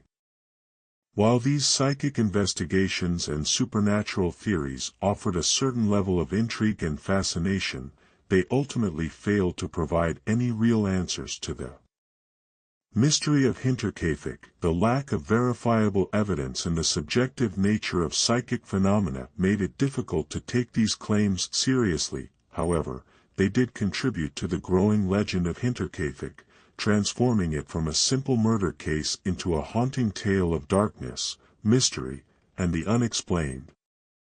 The attempts to find answers in the paranormal realm only served to further entrench the case's reputation as one of Germany's most baffling and enduring unsolved mysteries. Despite the numerous theories and investigations that followed the discovery of the bodies at Hinterkaifeck, the case ultimately stalled, mired in a lack of concrete evidence and unreliable witness testimony. The initial mishandling of the crime scene, coupled with the limited forensic capabilities of the time, meant that crucial clues were likely lost or contaminated. The lack of forensic evidence proved to be a major obstacle for investigators. There were no fingerprints, no DNA evidence, and no clear signs of a struggle that could have helped to identify the killer. The only physical evidence was the mattock used in the murders, but it was a common farm tool, and it was impossible to trace its ownership with any certainty. Witness testimony was also unreliable and contradictory. Many of the witnesses were local residents who were influenced by rumors and speculation, and their accounts of events were often vague and inconsistent. Furthermore, the passage of time made it difficult for witnesses to accurately recall details, further complicating the investigation. Over the years, numerous investigations were launched, each attempting to solve the mystery of Hinterkaifeck. New detectives were assigned to the case, and old leads were re-examined, but none of these efforts yielded any significant breakthroughs. The case remained cold, a haunting reminder of the unsolved crime and the victims who had been denied justice. The lack of progress in the investigation led to frustration and despair among the local community. Many residents believed that the truth would never be known, and that the killer would forever remain at large. the unsolved murders cast a long shadow over the region, fueling suspicion and distrust among neighbors. Despite the passage of time, the Hinterkaifeck case continued to fascinate true crime enthusiasts and amateur detectives. They pored over the available evidence, analyzed the witness testimony, and developed their own theories about who committed the murders and why. The case became a popular topic of discussion on internet forums and true crime websites, attracting a dedicated following of individuals who were determined to solve the mystery. However, even with the benefit of modern technology and investigative techniques, these amateur sleuths were unable to crack the case. The lack of solid evidence and the passage of time proved to be insurmountable obstacles. The Hinterkaifeck murders remained a cold case, a testament to the limitations of forensic science and the challenges of solving crimes that are shrouded in mystery and uncertainty. The investigation stalled, and the truth remained elusive, lost to the shadows of the past. Even after decades of investigations, theories, and speculation, the Hinterkaifeck murders remain shrouded in mystery, with several key questions lingering, unanswered and unsettling. These lingering questions continue to fuel the fascination with the case and serve as a constant reminder of the darkness that enveloped the isolated farm. Perhaps the most perplexing question is, why were the footprints in the snow leading only to the farm and not away from it? This detail suggests that the killer either never left the farm or found a way to erase their tracks, implying a familiarity with the area and a level of planning that goes beyond a simple act of violence. Did the killer remain hidden on the farm for days, or did they have a secret route of escape that was never discovered? The absence of outgoing footprints remains a haunting enigma. Another lingering question revolves around the identity of the person, or persons, who were heard in the attic in the weeks leading up to the murders. The attic noises, described as footsteps and the dragging of heavy objects, created a sense of unease and paranoia among the Gruber family. Who was in the attic, and what were they doing there? Were they spying on the family, waiting for the opportune moment to strike, or were they simply trying to frighten and intimidate them? The presence in the attic remains a chilling unknown. Finally, the question of why the family was killed in the barn and not in the house continues to baffle investigators. The barn was a more secluded and isolated location, but it also presented a greater risk of detection. Why did the killer choose to move the family to the barn before murdering them, rather than simply attacking them in their beds? Was the barn chosen for practical reasons, such as the ease of disposing of the bodies, or was there a more sinister motive at play? The location of the murders raises unsettling questions about the killer's intentions and psychological state. These lingering questions, coupled with the lack of concrete evidence and the unreliable witness testimony, have transformed the Hinterkaifeck murders into one of Germany's most enduring unsolved mysteries. They serve as a constant reminder of the darkness that can lurk in the most isolated of places and the limitations of forensic science in solving crimes that are shrouded in mystery and uncertainty. The questions persist, haunting the memory of the Gruber family and ensuring that the legend of Hinterkaifeck will continue to captivate and disturb for generations to come. The lack of answers only amplifies the horror of the crime. The brutal murders at Hinterkaifeck left an indelible mark on the local community, casting a long shadow of fear and suspicion that persisted for generations. The idyllic image of rural Bavaria was shattered, replaced by a sense of unease and mistrust that permeated every aspect of life. The lack of a resolution to the case only served to exacerbate the anxieties of the local residents. With the killer remaining at large, suspicion fell upon everyone, turning neighbors against neighbors and creating a climate of paranoia and distrust. The once close-knit community was fractured, with friendships and relationships strained by the weight of unanswered questions and unspoken fears. In an attempt to erase the memory of the horrific events, the Hinterkaifeck farm was demolished in 1923, just a year after the murders. The farmhouse and barn, the scene of so much violence and suffering, were torn down, and the land was leveled. It was hoped that by removing the physical reminder of the tragedy, the community could begin to heal and move on. However, the demolition of the farm did little to quell the persistent rumors and speculation surrounding the case. The legend of Hinterkaifeck continued to grow, fueled by local folklore, whispered tales, and the enduring mystery of the unsolved murders. The name Hinterkaifeck became synonymous with darkness, fear, and the unexplained.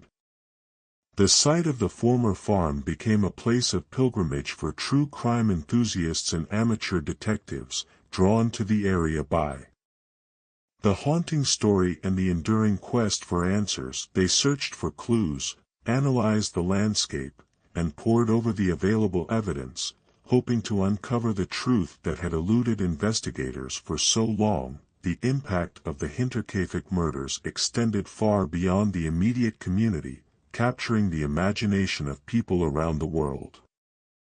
The case became a popular topic of discussion on internet forums, true crime websites, and in books and documentaries. The story of the Gruber family and the unsolved mystery of their deaths continued to fascinate and disturb, serving as a chilling reminder of the darkness that can lurk in the most isolated of places. The fear and suspicion engendered by the murders lingered long after the farm was demolished, ensuring that the legend of Hinterkaifeck would persist for generations to come, a haunting testament to the enduring power of unsolved mysteries. The passage of time has not diminished the fascination with the Hinterkaifeck murders. In the age of the internet and the true crime phenomenon, the case has been revisited and analyzed by countless contemporary enthusiasts and amateur detectives, eager to apply modern techniques and technologies to the decades-old mystery. Online forums, true crime websites, and podcasts have become hubs for discussions and debates about the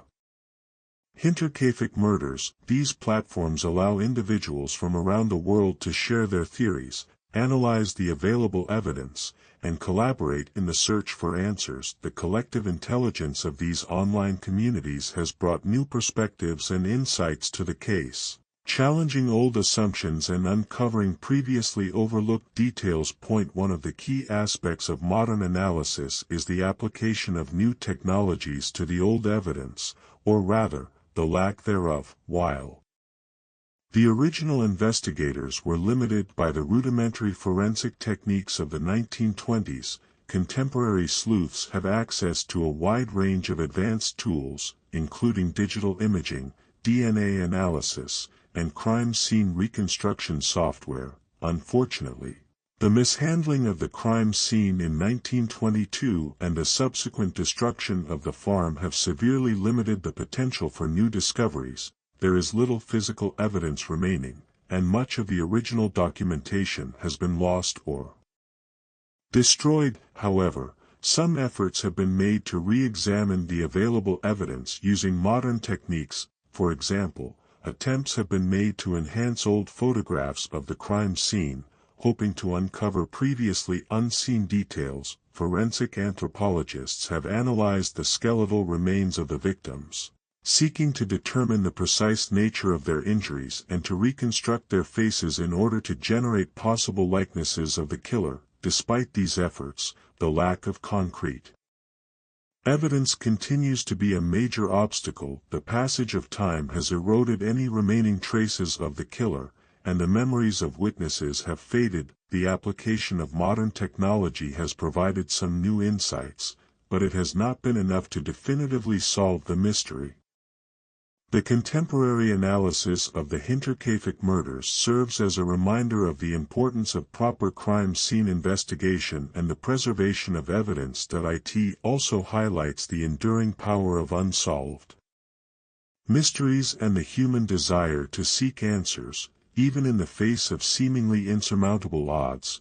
While the truth about Hinterkaifeck may never be fully revealed, The efforts of modern enthusiasts and amateur detectives ensure that the memory of the Gruber family and the mystery surrounding their deaths will continue to captivate and intrigue for years to come. One of the most intriguing aspects of the modern analysis of the Hinterkaifeck murders involves the examination of the victims' skeletal remains, particularly their skulls. Forensic anthropologists have attempted to reconstruct the faces of the victims from their skull remains, hoping to generate likenesses that might jog someone's memory or provide new clues about the identity of the killer. Facial reconstruction is a complex and challenging process, involving the careful measurement and analysis of the skull bones to determine the shape and size of the facial features. The process relies on established anatomical principles and statistical data to estimate the thickness of the soft tissues that would have covered the skull in life. In the case of Hinterkaifeck, the facial reconstruction efforts have been hampered by the condition of the skulls, which were severely damaged by the traumatic blows that caused the victims' deaths. The damage made it difficult to accurately measure the skull bones and to estimate the shape of the facial features. Despite these challenges,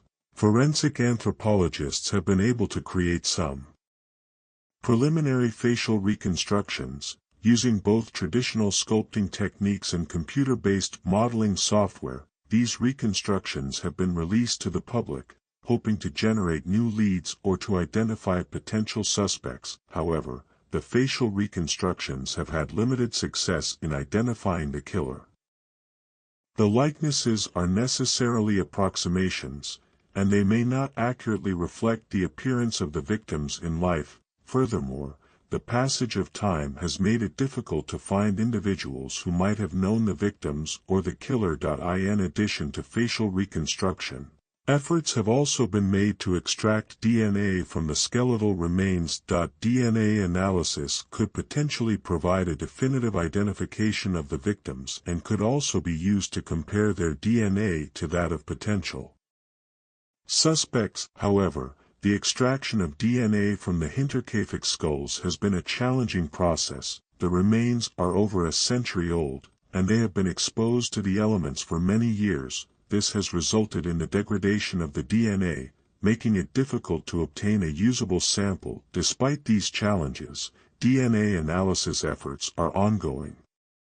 Scientists are using advanced techniques to amplify and analyze the fragmented DNA, hoping to obtain a genetic profile that can be used to identify the victims and to potentially link the killer to the crime. The skull analysis and DNA efforts represent a long shot, but they offer a glimmer of hope in the search for answers to the enduring mystery of Hinterkaifeck. Perhaps the most fundamental question in the Hinterkaifeck murders, and the one that continues to elude investigators and enthusiasts alike, is the question of motive.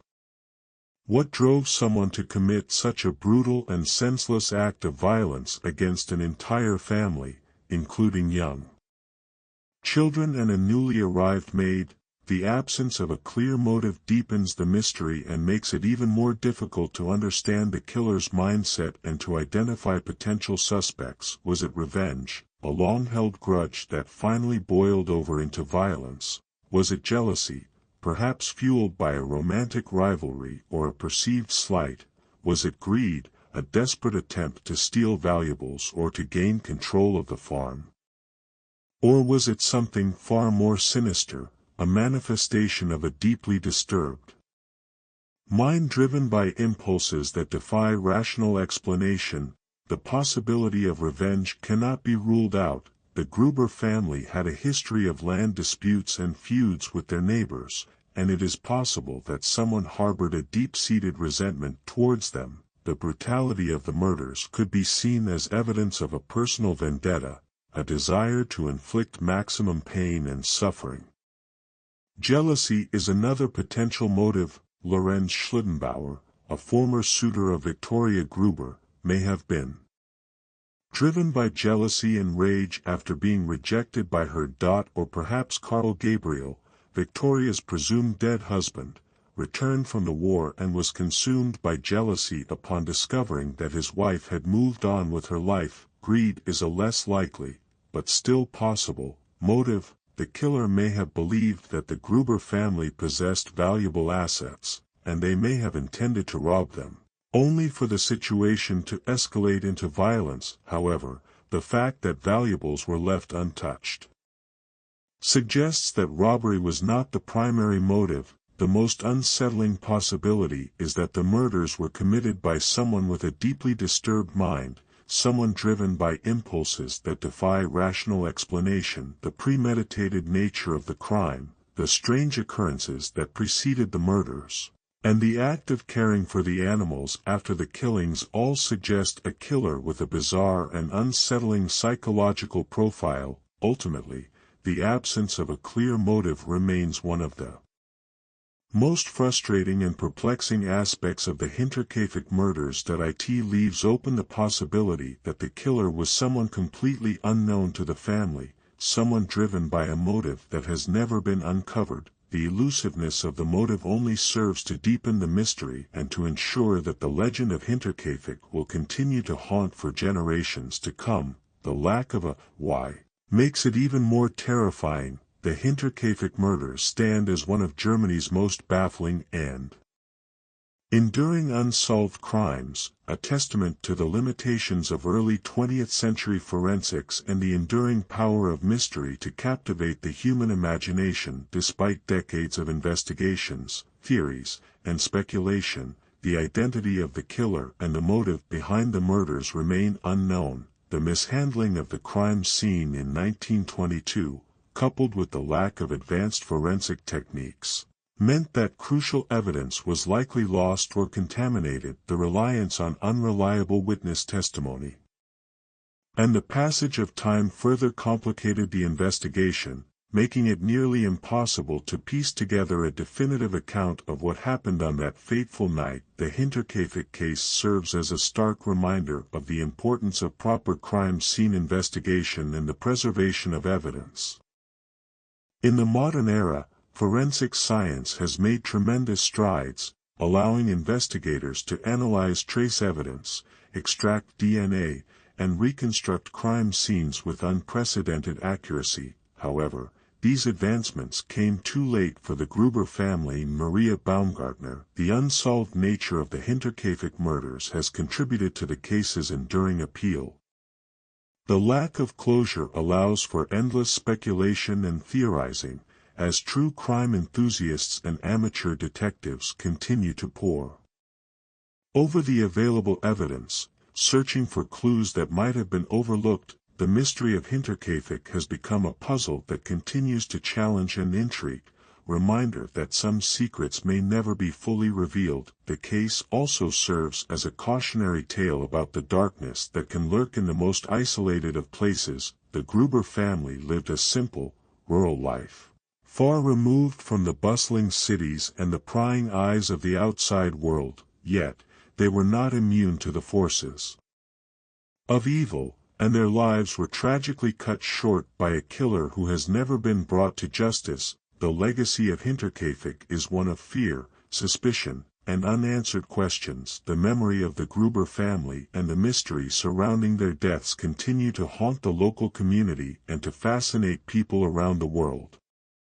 The case stands as a chilling reminder of the limitations of human understanding and the enduring power of unsolved crimes to captivate and disturb. The inability to solve the crime speaks to the limits of early forensics. The story of Hinterkaifeck, with its eerie signs and brutal murders, continues to grip the local imagination and fascinate true crime enthusiasts worldwide. The enduring mystery, compounded by the lack of a clear motive and the limitations of early 20th century forensics, has transformed the case into a haunting legend, a cautionary tale about the darkness that can lurk even in the most isolated corners of the world. The haunting legacy of Hinterkaifeck extends beyond the mere facts of the case. It encompasses the fear and suspicion that gripped the local community, the shattered innocence of a rural idyll, and the enduring quest for answers that has spanned generations. The memory of the Gruber family and Maria Baumgartner, brutally murdered in their remote farmhouse, continues to resonate, A chilling reminder of the fragility of life and the enduring power of unsolved crimes, the case serves as a potent symbol of the limitations of human understanding, a testament to the fact that some mysteries may never be fully solved, despite the best efforts of investigators, amateur detectives, and forensic scientists. The truth about Hinterkaifeck remains elusive, lost to the shadows of the past. The legend of Hinterkaifeck also speaks to the enduring human fascination with the macabre, the details of the crime, the eerie signs that preceded the murders, and the lack of a clear motive all contribute to the case's unsettling appeal. The story taps into our deepest fears and anxieties, reminding us that evil can exist even in the most seemingly ordinary of places. In the end, the Hinterkaifeck murders remain a haunting enigma, a reminder of the darkness that can consume even the most isolated of lives. The story serves as a chilling testament to the importance of justice, the fragility of innocence, and the enduring power of unsolved mysteries to captivate and disturb. While the truth about Hinterkaifeck may never be fully known, the memory of the Gruber family and their tragic fate will continue to linger, a haunting legacy that will endure for generations to come. The story endures, a chilling legend.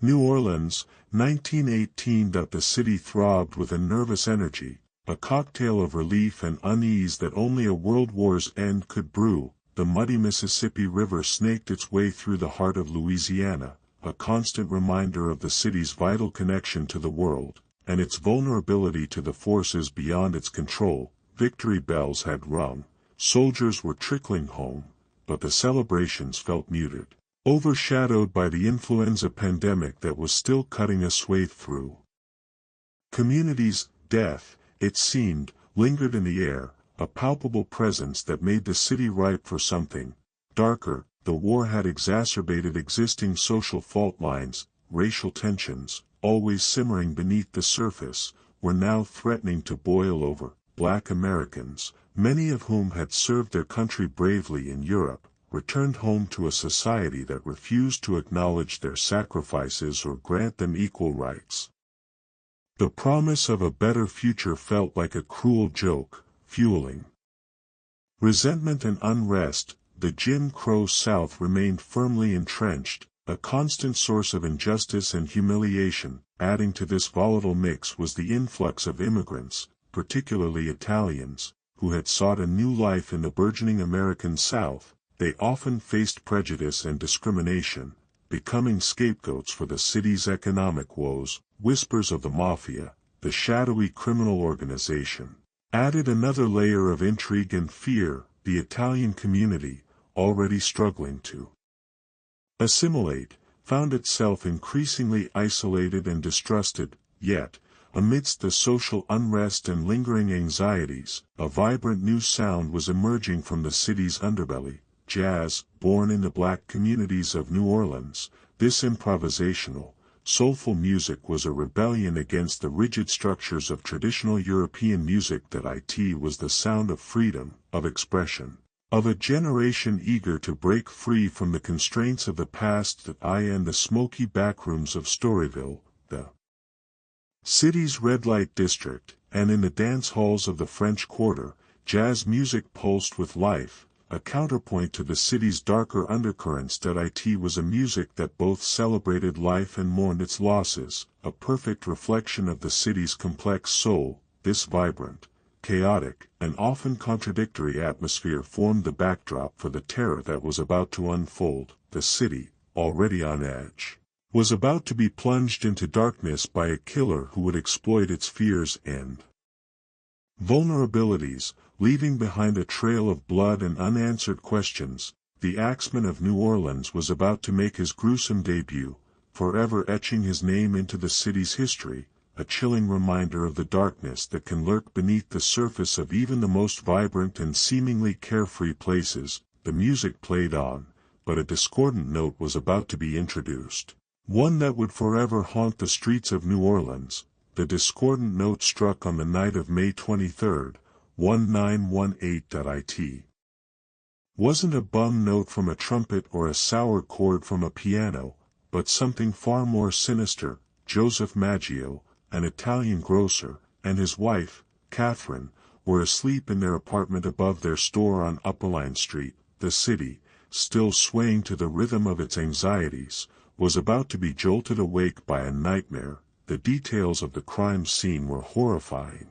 A stark contrast to the bustling life of the grocery store below. The Maggios were discovered brutally attacked in their beds.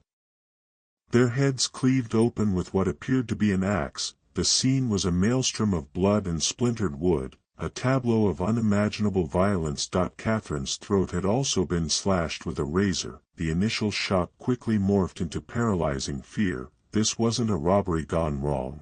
The killer had bypassed valuables, focusing solely on inflicting maximum carnage. The brutality suggested a deeply personal motive. Or perhaps, something even more disturbing, a random act of senseless violence. Adding to the horror was the discovery of the murder weapon. An axe, belonging to the Maggios themselves, was found discarded outside the apartment, covered in blood. The fact that the killer had used their own tool against them added a chilling layer of intimacy to the crime. It was as if the very tools of their livelihood had been turned into instruments of their destruction.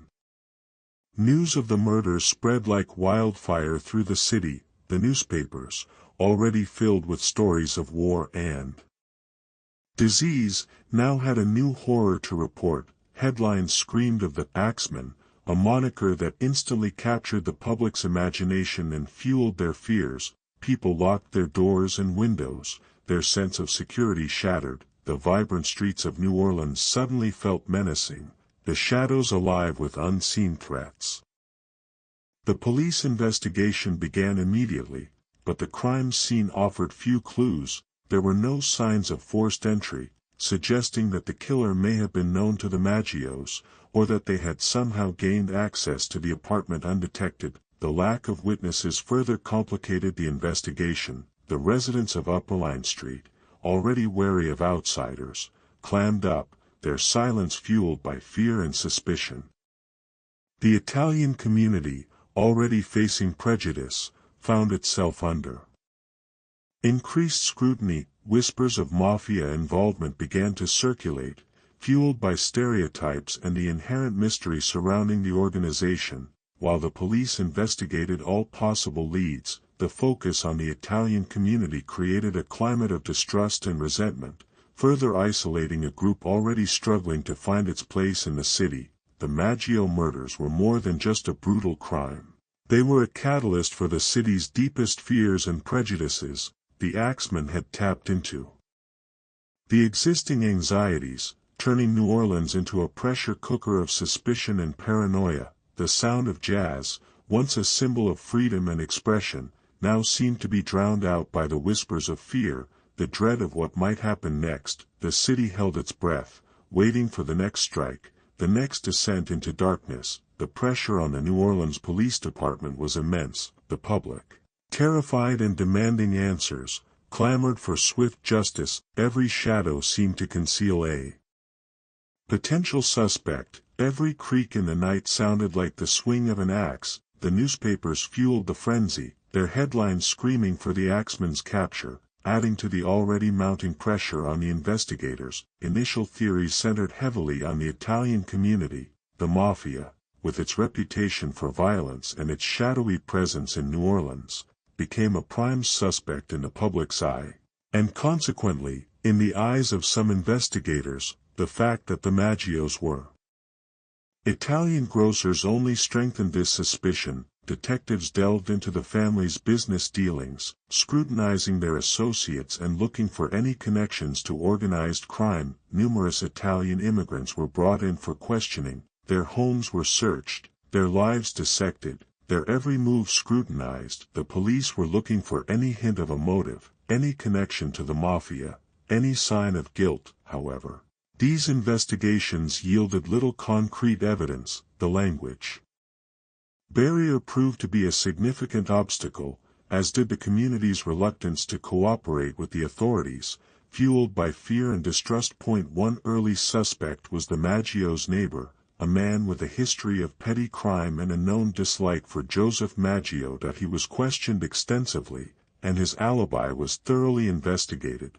However, despite the circumstantial evidence, the police were unable to find any concrete proof linking him to the murders. That he was eventually released, leaving the investigation back at square one. Another line of inquiry focused on a disgruntled former employee of the Maggio's grocery store. The employee had reportedly been fired for theft and had made threats against Joseph Maggio. However, this lead also fizzled out, as the employee had a solid alibi for the night of the murders. As the investigation dragged on, the police faced mounting criticism for their perceived lack of progress. The public grew increasingly frustrated, and the media relentlessly questioned the competence of the investigators. The pressure to solve the case intensified, leading to a sense of desperation within the police department. The focus on the Italian community, while understandable given the circumstances, ultimately proved to be a distraction. It diverted resources and attention away from other potential leads, and it reinforced existing prejudices within the city. The axeman, whoever he was clearly playing on these prejudices, using the city's existing social fault lines to his advantage. Despite their best efforts, the police were hitting dead ends. The axeman remained elusive, a phantom lurking in the shadows, taunting the authorities with his continued freedom. The city remained on edge, gripped by fear and uncertainty. The pressure continued to build, and the police knew that they were running out of time. The axeman was about to escalate his game, and the city was about to enter a new level of terror. Just when the city thought the terror couldn't deepen, it received a message, not scrawled on a wall in blood, but printed in the pages of the Times-Picayune. On March 13, 1919, a letter, purportedly from the axeman himself, was published for all of New Orleans to read. The words dripped with arrogance and menace, a chilling glimpse into the mind of the killer. The letter declared that the axeman was not a man, but a spirit, a demon from the depths of hell. That he claimed to be a lover of jazz music and vowed to spare any house where a jazz band was playing on the night of March 19, at 12:15 a.m. Those homes that did not embrace the sound of jazz, he warned, would face his wrath. "They have never caught me, and they never will," the letter boasted. "I am invisible, even as the ether that surrounds your earth. That I am not a human being, but a spirit and a demon from the hottest hell. That I am what you Orleanians and your foolish police call the axeman." The audacity of the letter was breathtaking. The axeman, instead of hiding in the shadows, was now taunting the city, dictating its behavior, turning its very fears into a twisted game. The police, already under immense pressure, were now facing ridicule and disbelief. How could they possibly catch a killer who claimed to be a supernatural being? The city's reaction to the letter was a mixture of terror and grudging compliance. People who had never listened to jazz before suddenly became avid fans. Families dusted off old instruments, hired bands, or simply turned up their phonographs to blast the infectious rhythms into the night. The sound of jazz, once confined to the back alleys and dance halls, now filled the streets of New Orleans, a desperate plea for salvation. The night of March 19 arrived, fraught with anticipation and dread. The city held its breath as the clock ticked closer to 12:15 a.m. In homes across New Orleans, jazz music blared from windows, spilling out into the streets. People danced nervously, prayed fervently, and hoped that the axeman would keep his word. The line between entertainment and self-preservation had blurred, creating a surreal and unforgettable night. Even the police, skeptical as they were, couldn't ignore the potential consequences. They patrolled the streets, listening for the telltale sounds of jazz, hoping to prevent another tragedy. The city was transformed into a giant stage, with every household a performer, hoping to appease the demonic axeman. The publication of the axeman's letter marked a turning point in the case that it elevated the killer from a mere murderer to a figure of legend, a boogeyman who haunted the city's collective imagination. Whether the letter was genuine or a hoax, it had a profound impact on the city, transforming its relationship with jazz music and solidifying the axeman's place in its dark history. The music played on, but it was no longer just entertainment. It was a shield against the unknown, a desperate attempt to ward off the darkness that threatened to consume New Orleans. March 19, 1919. The air in New Orleans was thick with anticipation, a strange blend of fear and forced gaiety. The city, usually a symphony of sounds, was now dominated by a single, insistent rhythm, jazz. From the grand mansions of the Garden District to the humble shotgun houses of Treme, the music poured forth, a collective offering to a malevolent spirit. It was a night unlike any other. Neighbors who had never spoken to each other before gathered on porches, sharing nervous smiles and the strains of Louis Armstrong's trumpet. Families danced in their living rooms, their movements stiff and self-conscious, yet fueled by a primal urge to survive. The line between celebration and supplication had vanished, leaving behind a surreal tableau of forced merriment. In Storyville, the city's red light district, the music was louder, more frenzied, a desperate attempt to drown out the fear that permeated the air. Prostitutes and gamblers, usually hardened to the city's darker side, clung to each other, seeking comfort in the shared experience of terror. Even the most jaded souls couldn't escape the feeling that something terrible was about to happen. The police, armed and vigilant, patrolled the streets, their faces grim. They were skeptical of the axeman's claims, but they couldn't afford to take any chances. Every shadow was a potential hiding place, every darkened doorway a possible ambush. The city felt like a tinderbox, ready to explode at any moment. As midnight approached, the tension reached fever pitch. The music grew louder, faster, more frantic. People held their breath, waiting for the clock to strike 12:15 a.m., the hour of the axeman's promised visit. The silence that followed was deafening, broken only by the nervous laughter and shaky voices of those who had survived the ordeal. The night passed without incident. No new murders were reported, no axes swung in the darkness. The city had been spared, at least for one night. But was it the jazz that had deterred the axeman, or was it merely a coincidence? The question lingered in the air, fueling endless debate and speculation. Some believed that the axeman had been genuinely appeased by the music, that he was indeed a spirit who thrived on the energy and passion of jazz. Others argued that the letter was a hoax, a cruel prank designed to terrorize the city. Still others believed that the axeman was a cunning psychopath who had simply used the letter to create chaos and confusion, making it easier for him to evade capture. Whatever the reason, the night of jazz had a profound impact on New Orleans. It solidified the city's connection to the music, transforming it from a local phenomenon into a symbol of resilience and defiance. It also deepened the mystery surrounding the axeman, adding another layer of intrigue to his already legendary status. Did the jazz work? The answer remains elusive, lost in the shadows of history.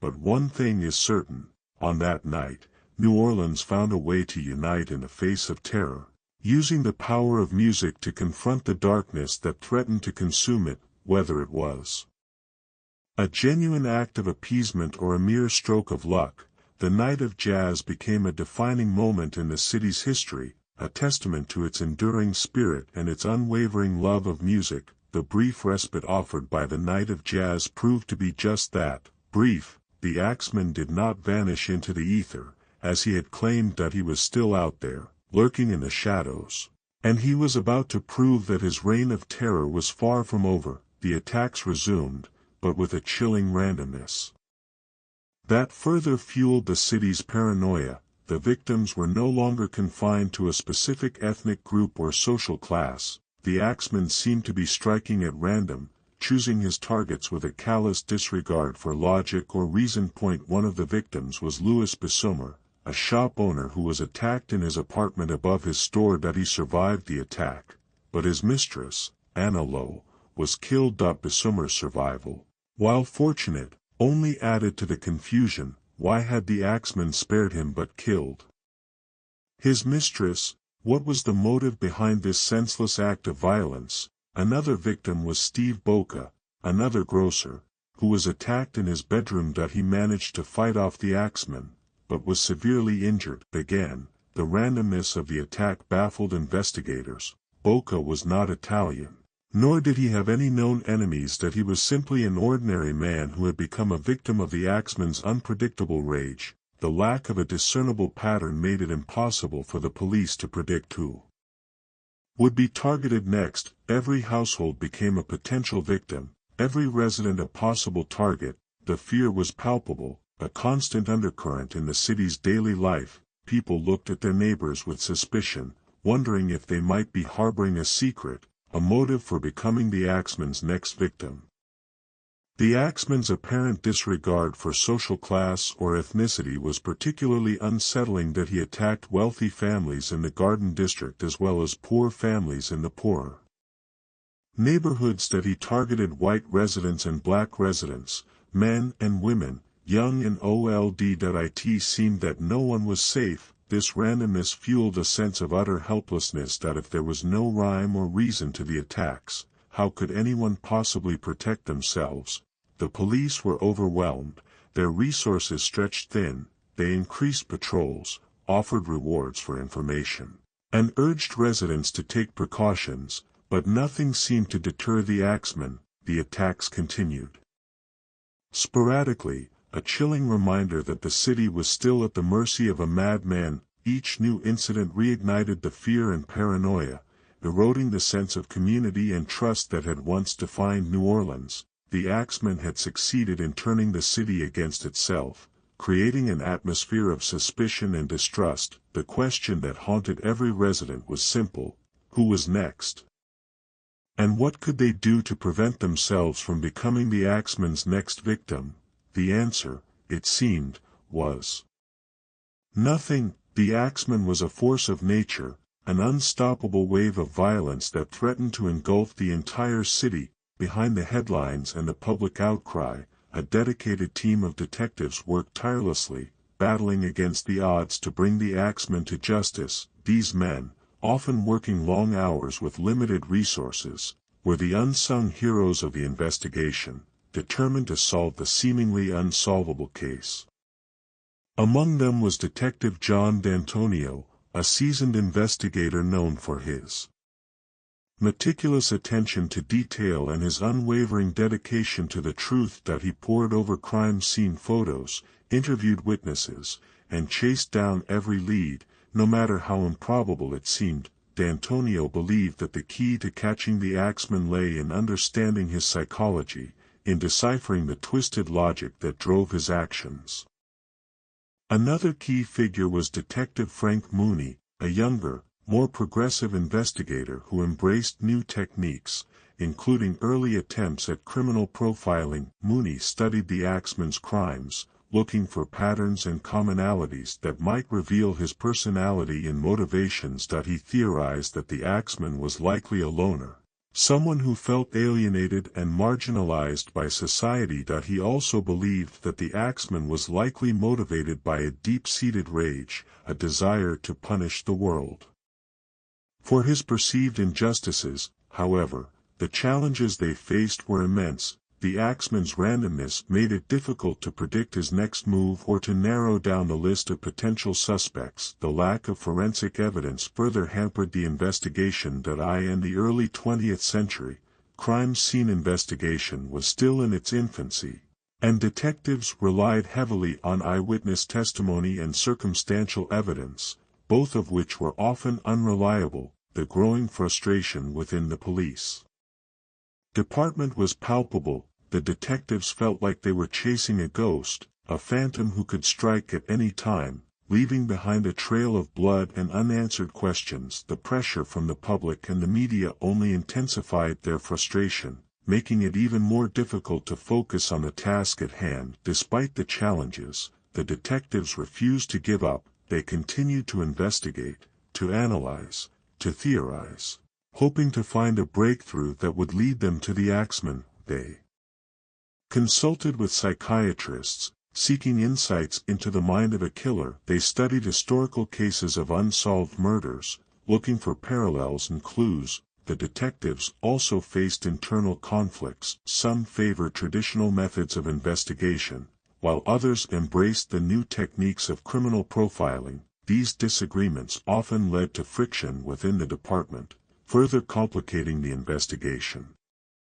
The Axeman's letter, while terrifying, also provided a valuable piece of insight into his personality. It revealed his arrogance, his narcissism, and his desire for attention. It also suggested that he was someone who was deeply connected to the city's cultural scene, someone who understood the power of jazz music. As the investigation deepened, the detectives realized that they were not just chasing a killer, they were chasing a symbol of the city's darkest fears and anxieties.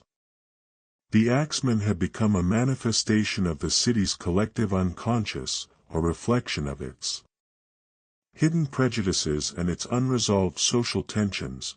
Catching him would not only bring justice to the victims and their families, but it would also help to heal the city's wounded soul. As the months passed and the Axeman remained at large, the police were forced to revisit old leads and explore new theories. The pressure to solve the case was relentless, and no stone could be left unturned. The detectives re-examined the evidence, re-interviewed witnesses, and re-evaluated their assumptions, hoping to find a clue that they had previously overlooked. One of the most persistent theories was that the Axeman was connected to organized crime. The Mafia's presence in New Orleans was undeniable, and its reputation for violence made it a natural suspect. Some investigators believed that the Axeman was a hitman, carrying out contracts for the Mafia or settling scores within the criminal underworld.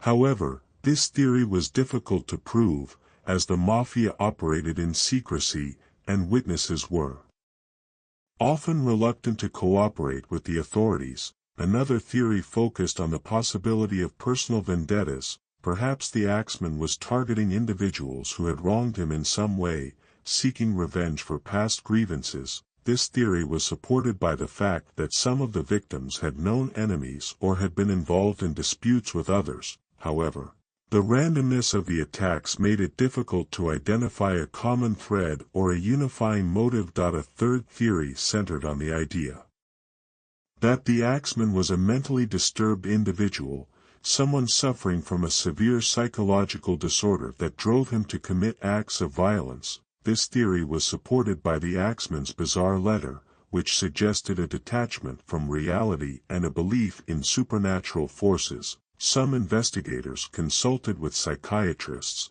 seeking their expertise in understanding the mind of a killer. They explored the possibility that the Axeman was a schizophrenic, a psychopath, or someone suffering from another form of mental illness. Several individuals were considered strong suspects throughout the investigation, only to be ruled out due to lack of evidence. One such suspect was a local musician with a history of violence and a known fascination with axes. He was questioned extensively, and his alibi was thoroughly investigated. However, the police were unable to find any concrete proof linking him to the Axeman murders. Another suspect was a former patient at a mental institution who had been released shortly before the attacks began. He had a history of violent behavior and a fascination with axes. However, he also had a solid alibi for the nights of the murders, and the police were forced to release him. As the investigation wore on, the detectives became increasingly frustrated and discouraged. The Axeman seemed to be taunting them, evading their grasp at every turn. The lack of progress fueled public criticism and eroded the police department's credibility. Despite the setbacks, the detectives refused to give up hope. They continued to explore every possible lead, to re-examine every piece of evidence, and to consider every theory, no matter how far-fetched it seemed. They knew that the key to solving the case lay in understanding the axeman's mind, in deciphering the twisted logic that drove his actions, but as time passed, the mystery of the axeman only deepened, becoming a haunting enigma that would forever plague the city of New Orleans. The attacks attributed to the axeman seemed to cease as suddenly as they began, leaving the city in a state of uneasy calm. However, this period of relative peace was shattered in 1920 with the murder of Mike Pepitone, a grocer with alleged ties to the mafia. While some consider this the final act in the Axeman saga, the connection remains debated, casting a long shadow of doubt on the case's true conclusion. Mike Pepitone was not a victim of a random home invasion, that he was shot to death in his bedroom, a stark contrast to the axe-wielding brutality that had characterized the previous Axeman killings. The weapon was different, the method was different, and the circumstances surrounding the murder pointed towards a targeted assassination, rather than a random act of violence. Pepitone's ties to organized crime made him a likely target for rival gangsters or disgruntled associates. He was rumored to have been involved in various illegal activities, including bootlegging and gambling, and he had reportedly made enemies within the mafia. The police initially focused their investigation on Pepitone's criminal connections, believing that his murder was a result of a power struggle within the underworld. However, some investigators couldn't dismiss the possibility that Pepitone's murder was somehow connected to the Axeman killings. The timing of the murder, so soon after the Axeman attacks had ceased, seemed too coincidental to ignore. Furthermore, Pepitone was Italian, and the early Axeman killings had targeted Italian grocers. The question of whether Pepitone's murder was related to the Axeman killings remains a subject of debate to this day. Some argue that it was simply a case of mistaken identity, that Pepitone was mistakenly targeted by the Axeman, who believed him to be someone else. Others argue that the Axeman had changed his methods, switching from an axe to a gun, or that he had been hired by the mafia to kill Pepitone. The truth may never be known. The investigation into Pepitone's murder was hampered by a lack of evidence and a reluctance of witnesses to cooperate with the authorities. The case eventually went cold, and Pepitone's killer was never brought to justice. Whether or not Pepitone was a victim of the Axeman, his murder marked the end of an era of terror in New Orleans. The Axeman killings had gripped the city for nearly 2 years, leaving a lasting scar on its collective psyche. The fear and paranoia that had permeated the city's atmosphere gradually subsided, but the memory of the Axeman remained, a haunting reminder of the darkness that can lurk beneath the surface of even the most vibrant and seemingly carefree places. The case of Mike Pepitone serves as a final, ambiguous note in the Axeman symphony of terror, leaving historians and true crime enthusiasts to grapple with the unresolved question: was this the last victim, or a separate tragedy that unfairly became entangled with the Axeman's infamous legacy? The ambiguity surrounding Pepitone's death only adds to the enduring mystery of the Axeman of New Orleans. The Axeman killings, though confined to a relatively short period, left an indelible mark on the city of New Orleans.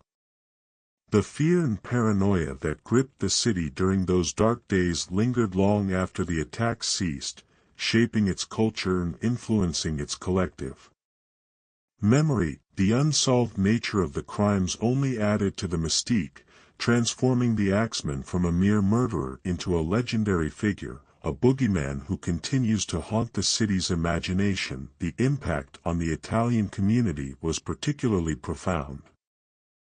The initial focus on Italian immigrants as potential suspects fueled existing prejudices and created a climate of distrust and resentment. The Italian community, already struggling to assimilate, found itself further marginalized and isolated, the Axeman's crimes served as a stark reminder of the vulnerability of immigrant communities in a society rife with prejudice and discrimination. The case also had a lasting impact on the New Orleans Police Department. The failure to catch the Axeman was a source of embarrassment and frustration for the department, highlighting the limitations of early 20th century law enforcement techniques. The investigation exposed internal conflicts and communication breakdowns within the department, prompting reforms and improvements in crime scene investigation and criminal profiling. However, perhaps the most significant legacy of the Axeman killings is their contribution to the city's mystique. New Orleans has always been a city of secrets and shadows, a place where the line between reality and fantasy is often blurred. The Axeman's crimes fit perfectly into this narrative, adding another layer of intrigue and darkness to the city's already rich and complex history. The unsolved nature of the case has fueled endless speculation and debate. Historians, true crime enthusiasts, and amateur sleuths continue to pore over the evidence, searching for clues that might finally reveal the Axeman's identity. Numerous books, articles, and documentaries have been produced about the case, each offering its own theories and interpretations. The Axeman has also become a popular figure in fiction that he has been featured in novels, short stories, and films, often portrayed as a supernatural being or a symbol of the city's dark side. These fictional representations have further cemented the Axeman's place in popular culture, ensuring that his legend will continue to be told for generations to come. The enduring fascination with the Axeman killings is a testament to the power of the unsolved mystery. The human mind is drawn to the unknown, to the questions that cannot be answered. The Axeman's crimes represent a challenge to our understanding of human nature, a reminder that evil can exist in the most unexpected places. The Axeman of New Orleans remains a haunting enigma, a symbol of the city's darkest fears and its enduring fascination with the macabre. His crimes continue to captivate and disturb, reminding us that the past is never truly gone, that it can linger in the shadows, waiting to be rediscovered. The city of New Orleans, with its rich history and its vibrant culture, will forever be haunted by the memory of the Axeman, a chilling reminder of the darkness that can lurk beneath the surface of even the most beautiful and seemingly carefree places. The allure of the unsolved has kept the Axeman case alive for over a century, prompting contemporary investigators and amateur sleuths alike to revisit the evidence with modern tools and perspectives. Despite the passage of time and the limitations of available information, new theories and attempts to identify the Axeman continue to emerge, fueled by advancements in forensic science and genealogical research. One area of focus is the application of modern criminal profiling techniques. Contemporary profilers analyze the Axeman's behavior, his choice of victims, and the details of the crime scenes to develop a more detailed psychological profile. They consider factors such as his potential motive, his level of intelligence, and his social background. Some profilers believe that the Axeman was likely a sexual sadist, someone who derived pleasure from inflicting pain and suffering on others. Others argue that he was a power-hungry individual who sought to control and dominate his victims.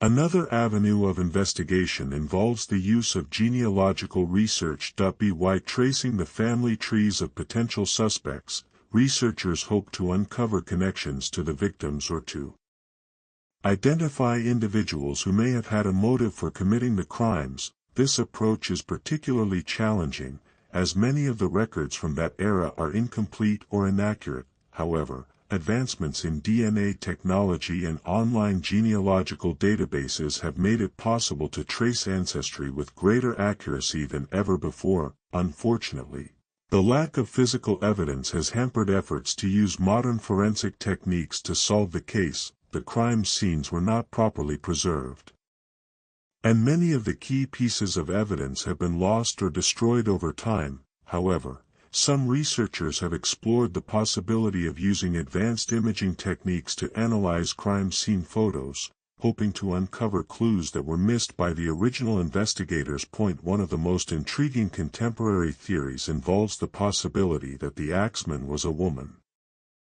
This theory is based on the fact that some of the victims were attacked in a way that suggested a degree of intimacy or familiarity. It is also argued that a woman might have been able to move more freely in the city without attracting suspicion. However, this theory remains highly speculative, as there is no direct evidence to support it.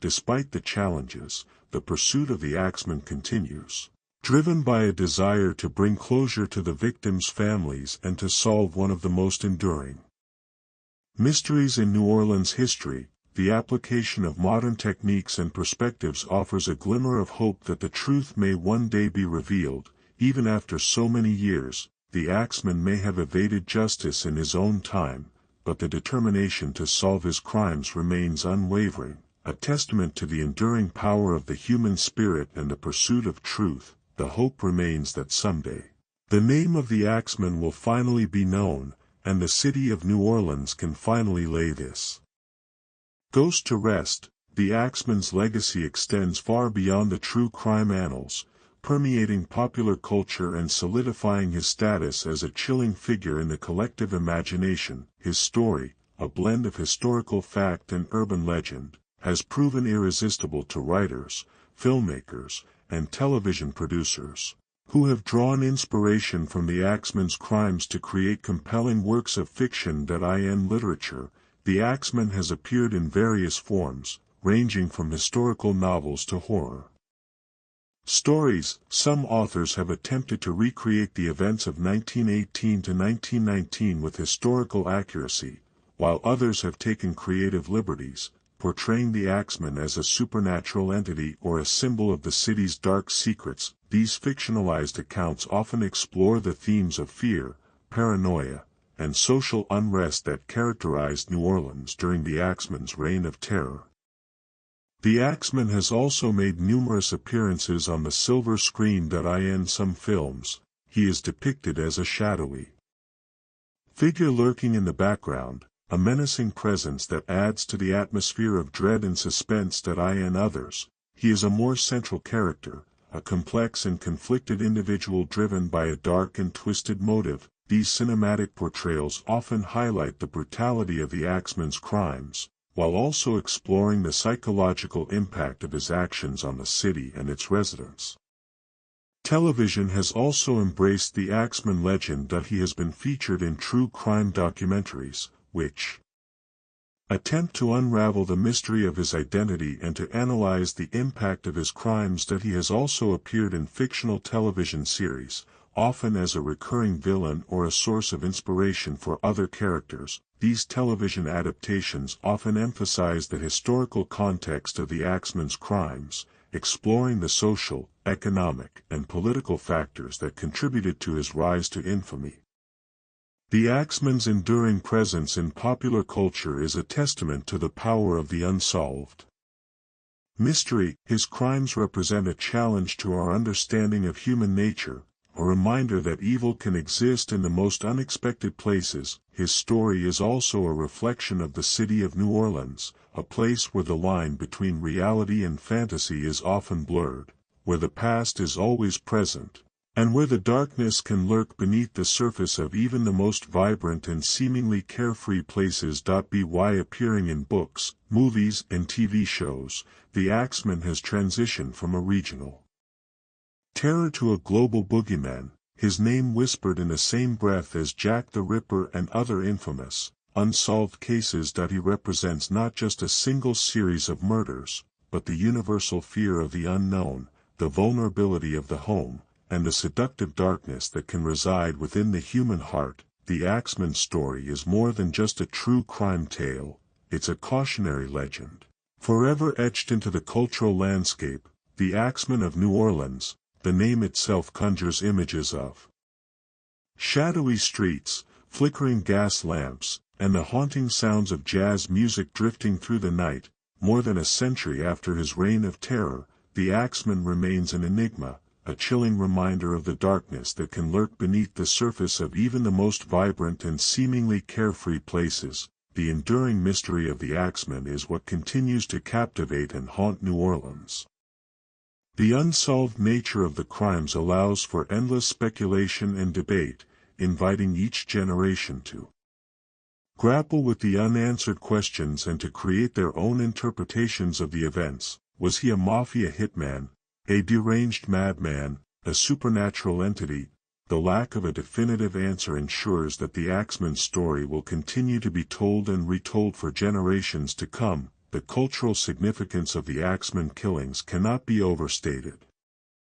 The case has become intertwined with the city's identity, a dark thread woven into the fabric of its history. The Axeman represents the city's fears, its prejudices, and its enduring fascination with the macabre. He is a symbol of the unknown, a reminder that evil can exist in the most unexpected places. The Axeman story also speaks to the power of music, particularly jazz.